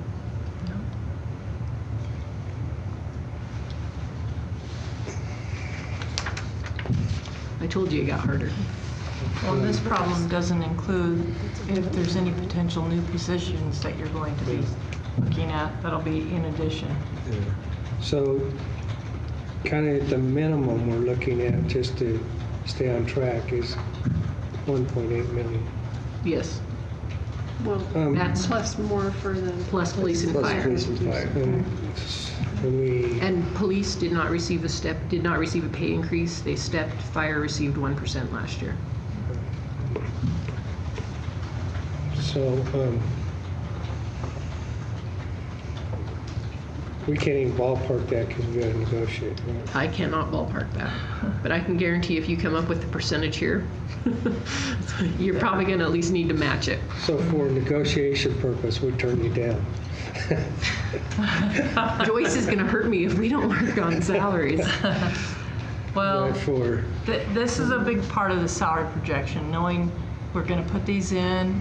It'll give you the best position of what it's going to look like when we get so in. we're talking 300 and, was it 53, was it? Yes. And so we're talking another Sworn 190? officers are 90, and you have 86 people in fire. So Right around 90. On this page, do you have the part-time and seasonal adjustment included, or no? I did not. You did not, okay. The So if we 60,000. added that in, that'd be even more. 60,000 more. That I'm more than willing to pull that item. We can vote a no there. Postpone it for a year. well, This is where we didn't do an adjustment last year. We're 3 years behind. We're already not at market. It's becoming a real issue, not just recruiting, but retention. well, the other part of that is if we don't do the little adjustment for seasonal, I don't know that we can afford for some of our regular people to have to go do it because we can't hire. I mean, that's the reality.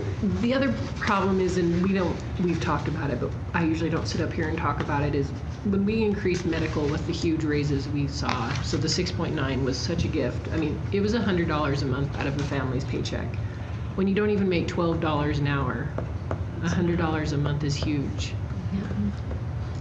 We don't talk about it because we still do have good benefits, but they are also very expensive for employees compared to what they were used to paying.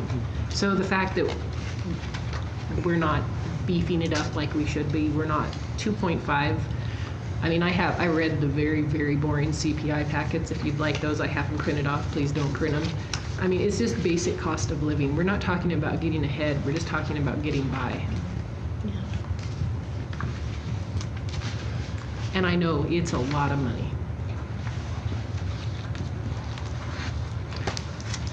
Because So- those are, One of the things I've got to wrap my mind around is if whatever option we do at this level, what does that do with the profile in terms of leveling our employees towards market?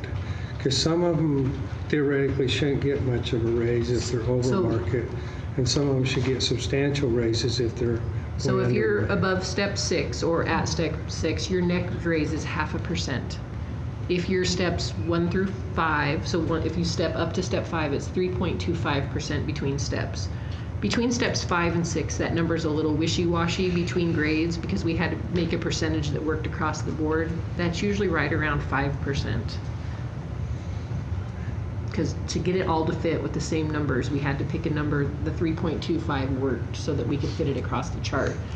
We played with the chart this year and we decided it wasn't time, let's see if we can get a CPI adjustment at a minimum here before we try to tweak things to make it a little easier on employees.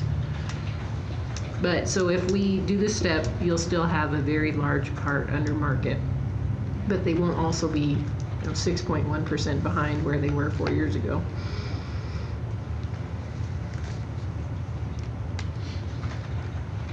Joyce had mentioned the new positions, and that is a cost we absorbed last year.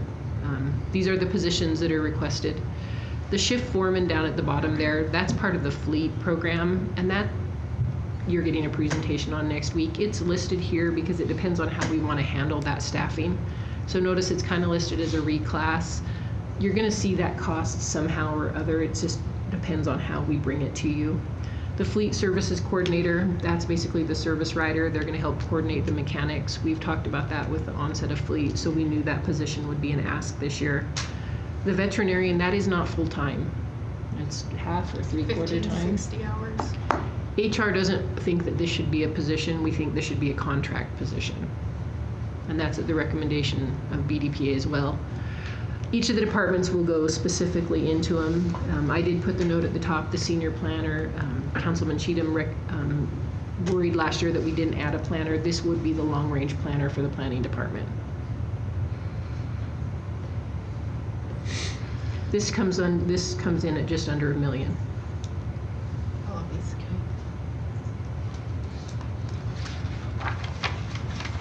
When we talk about hiring right now, we're not hiring at step 1 and 2. We're bringing them in on at a 3, which means is we're causing more compression in our ranks of employees.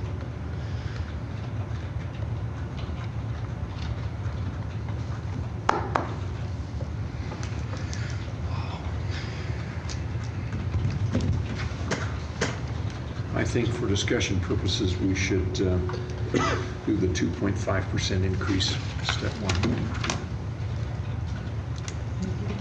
I understand that this is a big one. I am on the docket for next week as well. So if you have any questions or you'd like to reach out, I can get you numbers. We can talk about head counts. We can do that. It's a huge number, but it has a big impact. Can you send us this presentation? I can. It's up on mine now, but I can send you the PowerPoint. Councilman Bray? I think this is one of the most important priorities we can have. We know, I was in some other meetings this week where some organizations are threatened because they're going to lose experience and institutional knowledge. And it's really important for us to work to preserve that, I believe. We have very good employees. Yeah, so, when we look at our priorities, we've got to put our money, I think, behind our employees first so that we can accomplish other things. So I don't know how we can do anything but the 2.5 right now because we've got a whole segment we have to address as well. And I would guess just take this number and add another million or more. I don't know. One step. But I think we got to do 2.5. I think getting our employees to living wage, it's very important as well, So Sounds like you better plug the 2.5 number into your... And the one step. And the one step, it looks like. That'll be, so when we start budget presentations, it will be reflected in the numbers of what we're needing per department, or per fund for the employees that are in there. So you'll see it reflected there. I know it's painful, but is the 2.5 enough? No. I was I going to don't ask feel that, like should it we is. consider 4.5 or even the 6? I will dance through the hall and everyone will be really creeped out if you go 6.1. 4.5 is HR's, that was our gut, but we understand how much money it is, so we lowered that down because we don't want to put you in a bad spot either. And we got to be conscious, and I regret this, but if we get too far afield here, we're up against our maximum tax. Well, your I don't know that we could take a 6. Well, your big issue will be in the general fund where you have that limitation. So yes, you're right. I don't know. I wish we could, but we're limited in terms of what we can expect in income to a degree. And that's Well, there's that part too, but it's also if I'm expending more and I have to take more taxes to do this, I may hit the wall and I can't. Yeah, and we are in a, I'm not going to say a bad position because we have to negotiate with fire, but we've got to come back from a 4-year contract now. And that's going to be an important thing to get done, and we don't know where that's going yet. Police also did not take it, they did not receive a raise last year. Well, yeah, but I'm saying 4 years and minimal raises in the fire, police, we got to address. Neither have regular employees. Yeah. Other than the movement to the hybrid, there were no raises, and our insurance went up. Theirs pays nothing. They pay nothing, and they got 1% last year. So, And they don't have steps because they all come in at max. Actually, we're losing 31 senior employees this year. We need to retain those other employees along the way to have some replacement people. And I don't think 2.5 is going to do it. I had employees last year complain to me they got an 11-cent raise. That's right. Senior employees. And that doesn't motivate people. I mean, the insurance is a massive gift this year, but I mean, it's not like it was where we started taking $100 more. But we have to bring the wage up. And 4.5 would be awesome, but if we can, I understand if we can't go there, but if we could please stretch and try. You can build whatever you want us to build. It's just that you'll see what it is, and you got to be willing, if there's not the ability to do it. could we, I don't know how complicated it is, but could we build models of what 4.5 would do? And Well, I think Ashley's already done that with the numbers that she's provided. The only thing you don't have in here are if you add new people, right? That would be another factor in this. So over the last 4 years, general employees have received what? We moved on to the hybrid, and we got a step, which there I was, have this. she has it in actual numbers. What I'm hearing, Council, and I don't know if it's even important, that question I just asked is even that important, but it would be nice to know. Can you go to the employees that were requested? As I'm looking at these employees, senior planning, assistant planner, animal care specialist and stuff, there's 2 of them on there that seem like we've committed to, and that's the fleet service coordinator and the foreman because of the. That's right, with I the mean, launch that's- of fleet. Those 2 have been kind of committed when we started the fleet department and stuff, which makes sense to me. But I would assume, and I'm probably going to get beat up for saying this, but I would assume that all of these others, though they're important, if we're going to look at a 4.2% increase or 4 point whatever it was, 5% increase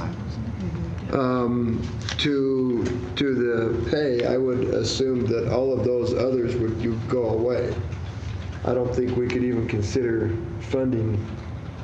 Well, we've More got to than deal with people. some of these I'd- things in reality. I'd recommend filling 2 plus the foreman. One's the fleet services, and the other is the long-range planner, because I know planning does not have the time to do that, and that seems like we're in a pretty hard spot with Northgate development going on. But I also think that if we're gonna increase your wage, I know that these are important. I'm not saying they're not important, but I'm saying that might be Maybe if we know your. we need those, we should stay at the 2.5. Well, if you're gonna hire those, you probably ought to be looking at $1 million or a 2.5 instead of the 4.5, which is a $2.4 million increase plus another $1 million over and above that. Or go 3 or 3.5. Nothing says we have to do 2.5 and 4.5. Well, no. What I was No, wondering, too. that's But actually, true. Go in the middle. Well, I can only have Ashley run so many numbers, so I went with CPI. But is But that an you option? can get an idea as to where it would be I guess what I'm magnitude-wise. saying is if you ask the employees, they're probably going to say, yeah, you've already asked us to work for more work for less. You're willing to pay us. We're probably going to have to recognize that we can't hire all these. Well, and remember the fleet individuals that are being asked for, that's an internal service fund. So all funds that participate in fleet will be paying a portion of that wage. So it's not going to just be a hit to one fund. It's going to be a hit to all funds who participate in fleet, because that's how an internal service fund works. So that, just something to keep in mind.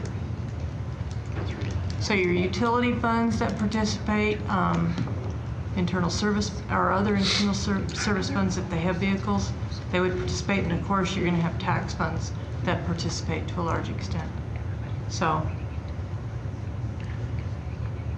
I'd rather add no positions and go 4.5. What is it? I'd rather add no positions and go And then go to 4.5. Yeah. Keep the ones that are here happy. I would too. We added a lot of positions last year. Yeah. Yeah, we did. So your preference is 4.5. cut and- back on positions, but go 4.5? Yeah, I can't tell who's glaring at me, but we're going to pretend there's some people over there. I think that would be my suggestion, was if that's what we're looking at, and I think it's a good argument, is a 4.5 increase, and then have a serious discussion about all of those. Yeah. With the exception of those two, I don't think you have a choice on the shift foreman and the fleet services coordinator. I think those are already done and gone, and we just. Or to those throw are- a wrench in the works, what about like a 3.5 and a few more positions? I'm not sure, I know you guys were working on your strategic plan. I'm not sure the departments have enough of our 5-year plans to talk about keep adding headcount. I would stick, even with the idea of a 3.5 and a few more, I would stick with the 4.5 and that's it. I think that's kind of where I'm looking right now. That's a big jump and a big step anyway. And Heather's right. If we're looking at a 4.5 here, a minimum for fire and police are going to be a 4.5 also, a minimum. And so that's a big step across the board. I mean, you could argue in negotiations less than that, but you may as well be talking to that Yeah, wall thanks. right That's there. gonna be fun. You'll get more information from that E and the S than you will. So I don't think that you know. Yeah, I think this is discussion for another day. Agree. Right here. We just wanted to show you, because the one thing council had asked is we want to see all the requests at the same time. Yeah, And and then the I- justification comes later. The 4.5, I'm really, So, I'd go 6.1, but I'm really It's- afraid we're going to bump up against And we get our that. ceiling, you know. I We really- listed it and we went, ooh. And Those we'll estimates- give policemen, Those estimates and salaries So the don't initial include the increase projection either, file right? that I'm will be sorry, what? reported in Those estimates and the salaries in the don't budget include the presentations. increase, What was your question? right? Well, No, to the new positions? Yeah. No, that would not be a So those would increase even be percentage. higher.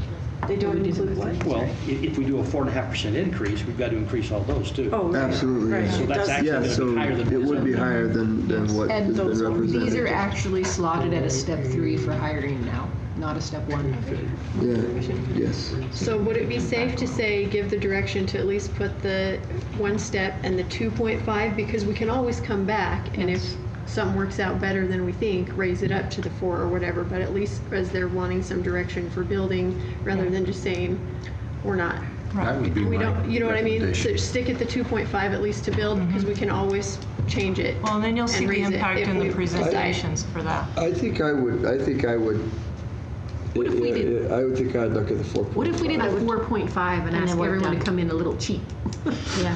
I'd make a motion that we do the 4.5% increase. Before I entertain a motion, though, Joyce was saying something, Well, I was just and I saying, cut her off. What was her? I just need to know what the final call is so that we know what to put in the projection file. Okay. So I guess if you're going to vote now, then that would be great. Okay, that's what you were asking for? Uh-huh. Okay, Right. sorry. I'd That's make the okay. motion. 4.5 and 1 step. I second. Okay. Council, if there's any other This is just a discussion. build-up. We've got a motion by Cheatham and a second by Manon. Let's discuss what? The most valuable Yeah. asset we have is our people. I don't disagree with that, but I've looked at some of the other numbers that we're looking at with this budget, and man, I don't see where we can come up with that much extra money. This is just planning. It's Well, just I a know it's build-up of it, then we planning, but I can. think we need to plan cheaper.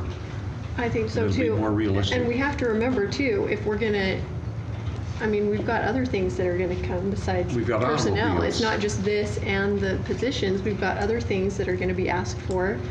And we've got taxpayers who are gonna say, don't raise our tax any more than you have to. I mean, there's a lot of things to take into consideration.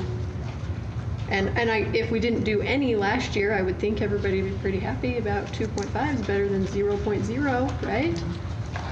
I think there are going to be other costs come in, even like with our fleet program. Ultimately, there will be savings, but I don't think so this year. And I think we've got to be real cautious.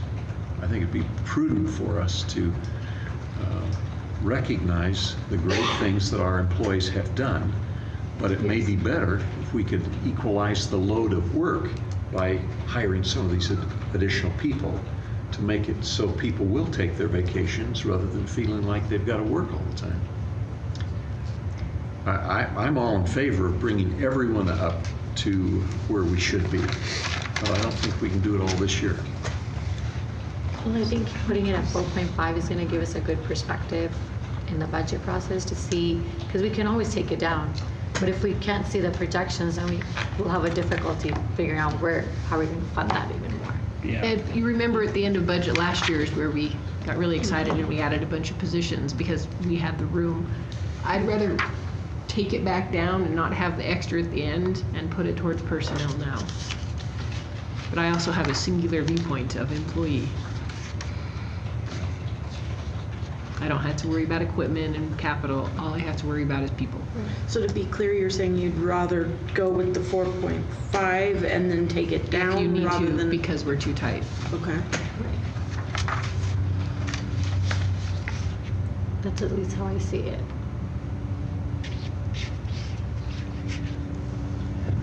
Roger, you usually have something to say here. What is what's going on? You know, I'm struggling because this is half of a formula. Yeah, that's. You understand what I'm saying?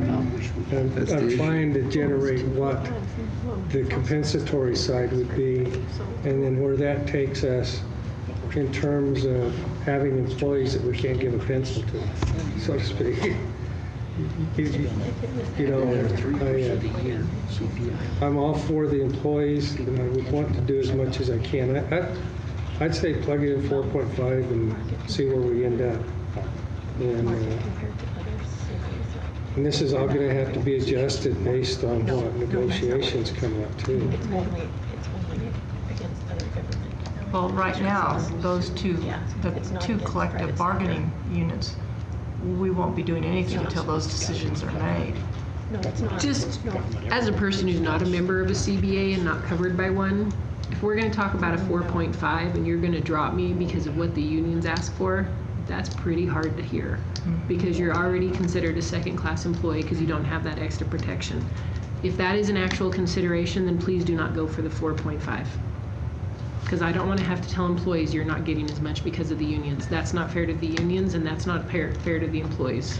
Can you explain that one more time? If we plug in 4.5 for general employees and we have to drop that because of negotiations, that makes both sides lose. It makes the unions look bad and it undervalues the general employees, and general employees already feel that way. So if that is a consideration, because we don't think we can handle 4.5 for at least everybody, then we need to not go above the 2.5. But you said earlier, we can drop it if we need to, but not if that's our... Not if that is the consideration. Okay. We'll do the budget, the employees, the regular employees' Let's salaries on. That everybody gets. Yeah. Let's not balance the budget on the backs of general employees. But that's the feeling that is commonly there. So now that the statement's out there, if that's a concern, then let's please stick with the 2.5. Big concern. Or 3. Okay, any, Say 2.5 now, there's nothing saying we can't up Increase it it. later. So I feel the most comfortable putting that in for now so we don't have those other concerns that come into play.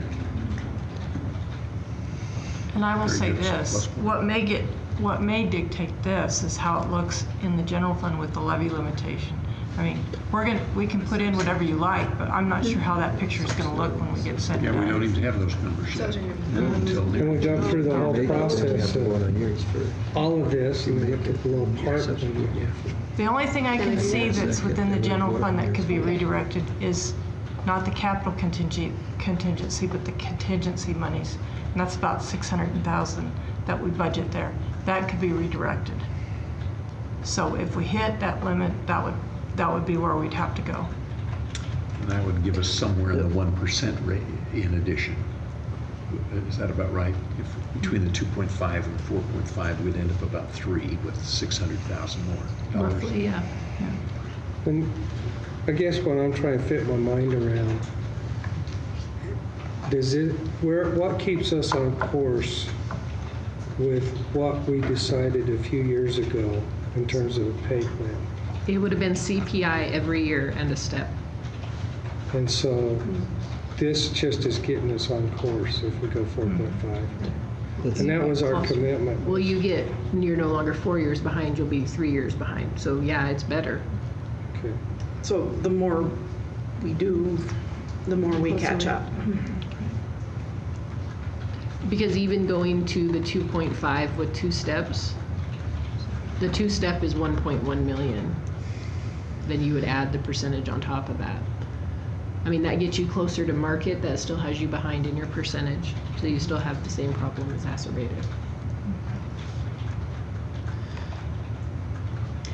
Okay.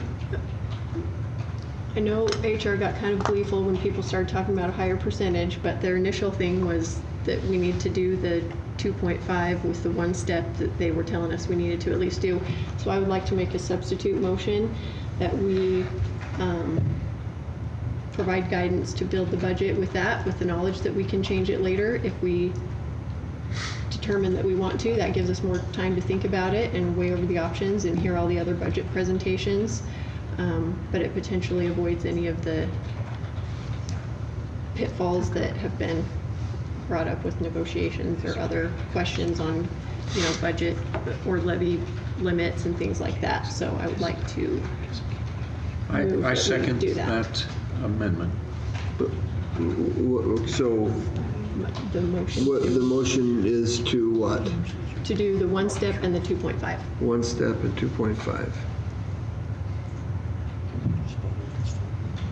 We're doing the 2-step right now. Oh, yeah. I knew this would be a good debate. She's not going to dance down the hall yet. Okay. Oh, no, not for 2.5. Okay, so we have a substitute motion to do a 2.5% increase plus a 1-step movement. Is there any discussion on that? Okay, so, The motion also said that we could reconsider based on. yes, the motion was shows to its experience. reconsider. I think that's an when- important quality. And hope we can. Hope we can. Yeah. If the concern is the unions, the CBAs, that's already been brought up. That's already on the table. Well, it's also levy, Levy issues that limitation. we might run into. There's a lot of things that could be There's a lot of problem. employees in the general fund, that's the one I'm worried about the most. That's where your So- CBAs are. Yeah. And it's better not to get everybody's hopes up that it's going to be higher and then be like, oh, no. Keep watching. Same bad time, same bad channel. Well, Same story, different year. Yeah. Other discussion? I'm just wondering whether it's better to look at the tough picture, use the higher number and see, See if we can make it the work. big numbers and see how bad that's going to be, for lack of a better way to put it. And then adjust that down if we need to, or if it's better to go with the low number and then go up. I'm not well, the analogy convinced Joyce which always is the tells me better is way. that if you have the catalog and you say, what do you want, and you circle it all, and then you have to exit off, you're a lot more heartbroken than if you say, hey, there's a little extra, now let's go back to the catalog, instead of having to cut stuff out. Well, and the other issue, let's say in the general fund, you have people that are going to need operational expenses increased. That's going to become another issue. Because if I'm doing it all to wages, then what am I going to do? Am I going to say no to everything here? But if they're telling me it's critical in order to keep services where they are, those are going to be difficult choices for you. Yeah. I At guess that the point. concern I have is that I'm not going to have, if I'm looking at a budget built on the lower number, that I'm not going to have a good sense of what it would be if it was, that I'm not going to really be able to see. The big critical thing is in July when we go to publish, I can publish too high, but I can't make it go up after I've published. So that's one thing that you kind of have to drive yourself with. Now, are you going to know all the factors? Unfortunately, based on the timelines that we receive information, based on the state's requirement to provide that to us by the county, I mean, you're going to have a pretty good idea, but not an exact idea. And the only thing, like I said, the only thing I'll be watching is levy limitation. We already have an idea of where we're going to be or how much we can move within, and so we just got to make sure that the wants stay within what we have right now. And you know, if we can do that, that'll be okay. We should survive the move. Any other discussion, council? We had $800 and some thousand that we could levy more, right? With back on this one.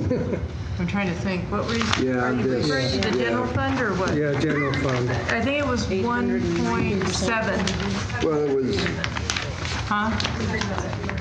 Oh. yeah, Yes, there's another 800,000 there. And then depending on what happens with North Yellowstone, that's going to be additional dollars. So, and that one will help anything subject to levy limitations because it's new construction. That's the good news. so your cap, your 3% cap is 894,342 here. Right. Plus your foregone amount that you've got, looks like you've got a $1.8 million foregone amount. That's right. And that does not include your new construction. No, well, we don't know for sure what that's going to be yet. We're just forecasting as far as what it was last year, and then with the possibility of the closure of the TIF, what could be the impact there. So And the big this is thing- all contingent on the cap though also, because Yeah. you've got 894 Well, plus, well, you've got the 1,871,000 plus the 894, right? and then you have, and then you have in the general fund, which is the one that is closest to the cap, 1.7 million. So you can redirect more taxes there to that amount. So, But the other consideration in this is how much can we expect the taxpayer well, yeah. to come in with? Because, you know, I think we're pretty taxed compared to other cities. And I think you'll know how the taxpayers feel with the bond election next week. well, but that's more of an emotional. I know, but if they vote no, That's a it's how they're commitment going to to- feel about us. That's kids that they see every day, you know, I think. So I have no idea how it goes, but I think that's a different avenue. I think, though, that if somebody looks seriously at how the taxes break out, we're the highest taxing entity out of the taxing entities in the county. And somewhere along the line, I got to balance our employee needs. I got to balance taxpayer needs. I got to think about community needs in terms from the city. That can we squeeze this too far to where we don't have anything left over to do anything differently? We've got new programs with the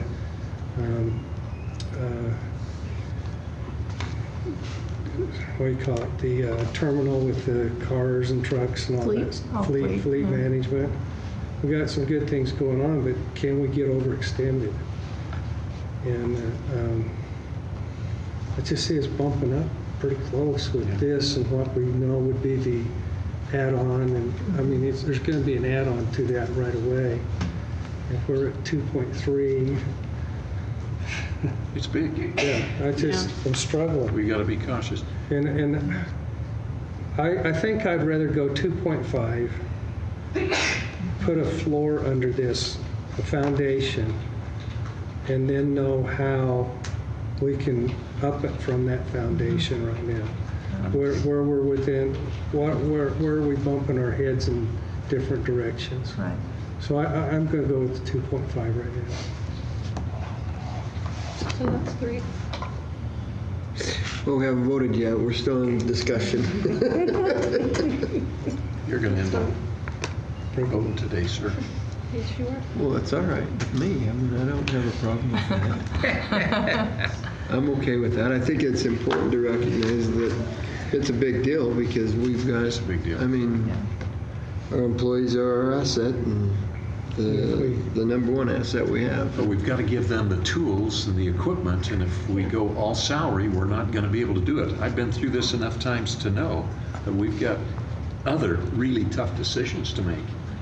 Because I think, like going back to fleet, we're going to have to move that fuel thing over someday, and that's going to be expensive, and we've got to be prepared for that. Because those are old tanks over there, and there's going to be some EPA challenges, and Well, once again, with your excess reserves in the general fund, you can use those dollars. I know, but for it's a something like total that. pool. It's a total pool. We Well, I do not know. want to spend everything we've got. Well, no, I We're in agree. such a good position right now. I hope we stay there. Joyce is arguing to spend money. Well, I'm just saying, well, I understand the need for the fuel tanks and that. I mean, that's an issue that we really had for a while, I think. But that's the whole point of this excess reserve policy and using it for one-time capital expenses, because that's how you kind of get yourself there without having to hit the taxpayer again for this, that, and the other, right? So, and I would hate for us to completely dwindle down our capital contingency, the amount we're taxing and moving into that capital improvement fund, because I think that gives you as a group the avenue to address problems as they arise. And they do arise. They do. How much should when will we get the first money, do you think, from the retirement of the TIF district? And what I do you think it'll be expect- before, I think it will be before this tax year ends. Okay. In other words, before fiscal year 19 ends. And then, Because, so it will come on for tax year 1920. well, it'll be tax year, yes, 19 and 20 is when that new construction will come on. Well, And I mean, our plan is moving in that direction for all that to happen. okay, so, and you said there should be an excess that comes. Oh, I have no doubt there And will then be an there will excess. be, and you're saying 63 million, was that what you were saying? Yeah, that's So what there's the about county has 800, recently 900,000. given me as an estimate. Now, is it a solid gold number? It could be a little higher, but she said what the comptroller over there said, I would look more towards 63 at this point. And she said it wasn't as high as we initially thought because of a re-adjudication in 2006 and 7. And so the base changed at that point.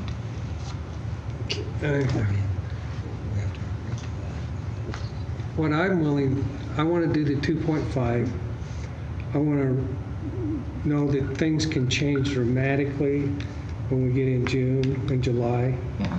because we will know new construction, we will know approximate appraisal, we'll know if there's been a advance in terms of valuation across the board. Well, the only thing we really won't know until on the valuation side, well, we will know new construction, but we will not know what our final market valuation Well- is. That won't be until the first week in August. Well, so, so if we go this approach though, we're going to we could probably post a lower budget than what we should if we Well, find out we yes. got more revenue. Well, I would say by June, you're going to want to make the call, which one do we want to make into the budget, because at that point, we have to come up with final numbers for the publication. Well, that's what I'm saying though, is the system's built backwards because most people make a budget based on their revenue and then know what their expenses can be without Well, going in the hole. and we'll never know what our revenue is. Well, and I until- understand that. I think you'd have to change state policy because we don't receive that. When we receive it is based on what the state has dictated that we can receive it by. Legislators have to change. Yeah, I legislature really needs to think change that, that date.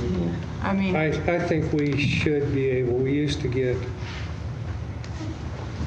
a ballpark figure of what they thought I They try to kinda- get that, and they don't like putting, that's Well, kind of they- sticking yourself out there and saying, Well, but- oh, it's going to be this, and then it turns But out they kind that. of know what they've assessed Yeah. overall, and, Well- and I know that they can go through their appeal process and Yes. adjust it down, Yes. but that's usually not real significant. The only time I know it being real significant is when they appraise the hospital wrongly. Yeah. That's the only time I know.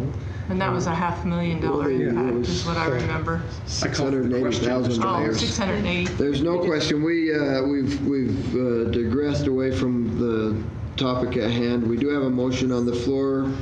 We have a substitute motion on the floor right now. The substitute motion is a 2.5% increase with a one-step pay, or with a one-step.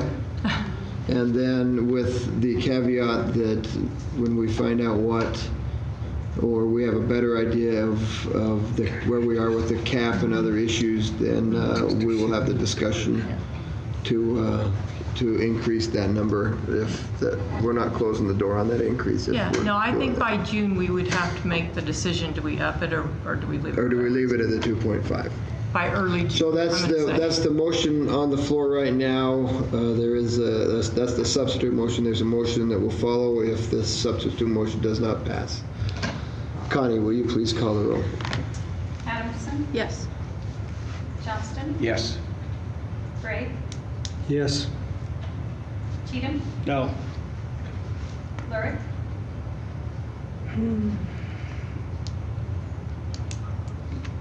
Yes. Manon, No. Okay, motion passes 4-2. So we will start with a 2.5% increase, one-step adjustment. We will also need to have numbers for an increase after that, once we know kind of where we are with the cap and what that looks like. It really truly is a shot in the dark, but Yeah. those are the things that we'll need to know, because this is obviously not an easy thing for us and what we're looking at. So. Mr. Mayor, just for clarification, did that motion include perceptually the 2.5 for the, so we need a separate action on 2.5 for the the part-time. part-time It did not. employees. It did not. So if you would like to make a motion on that, then that, if you go back to your part-time pay grade at 2.5%, it would be a $58,336.72. I would make the Increase to motion. that. I move that we put this pay grade increase, or pay increase in for our part-time employees. Second. So we have a motion by Bray and a second by Johnston. Any discussion on the part-time 2.5% increase? My comment is, Heather said, it's still going to be hard to fill those whether there's that increase or not. So if we're worried about it, I'd feel better adding that later than now. I'd feel better I think it bucking gives us- together and not, you know what I mean? I think it gives us a foundation, though, and it keeps it on an equal basis, and hopefully we're going to be able to raise this also.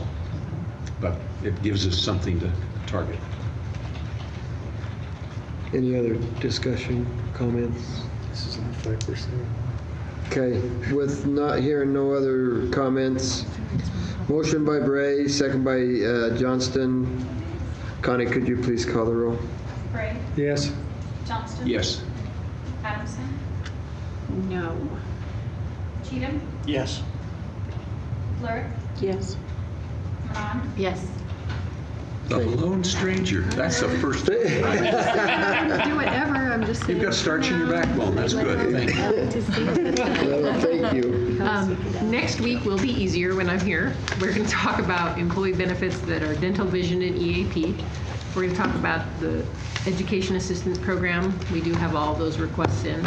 Background check, and then standardizing boot and shoe allowance, because it is a fringe benefit that should be taxed, and we're not currently doing that, so we need to correct that practice. I'm still compiling that information, and I'll hopefully have it done before, 30 minutes before the meeting. Super. Call this a game before the game? Thank you. Yeah, the game, it's like life. Let the games continue. So Terry and Lisa, we come back. Okay, yes, thank you very much. With that, we are adjourned. Are we going to the?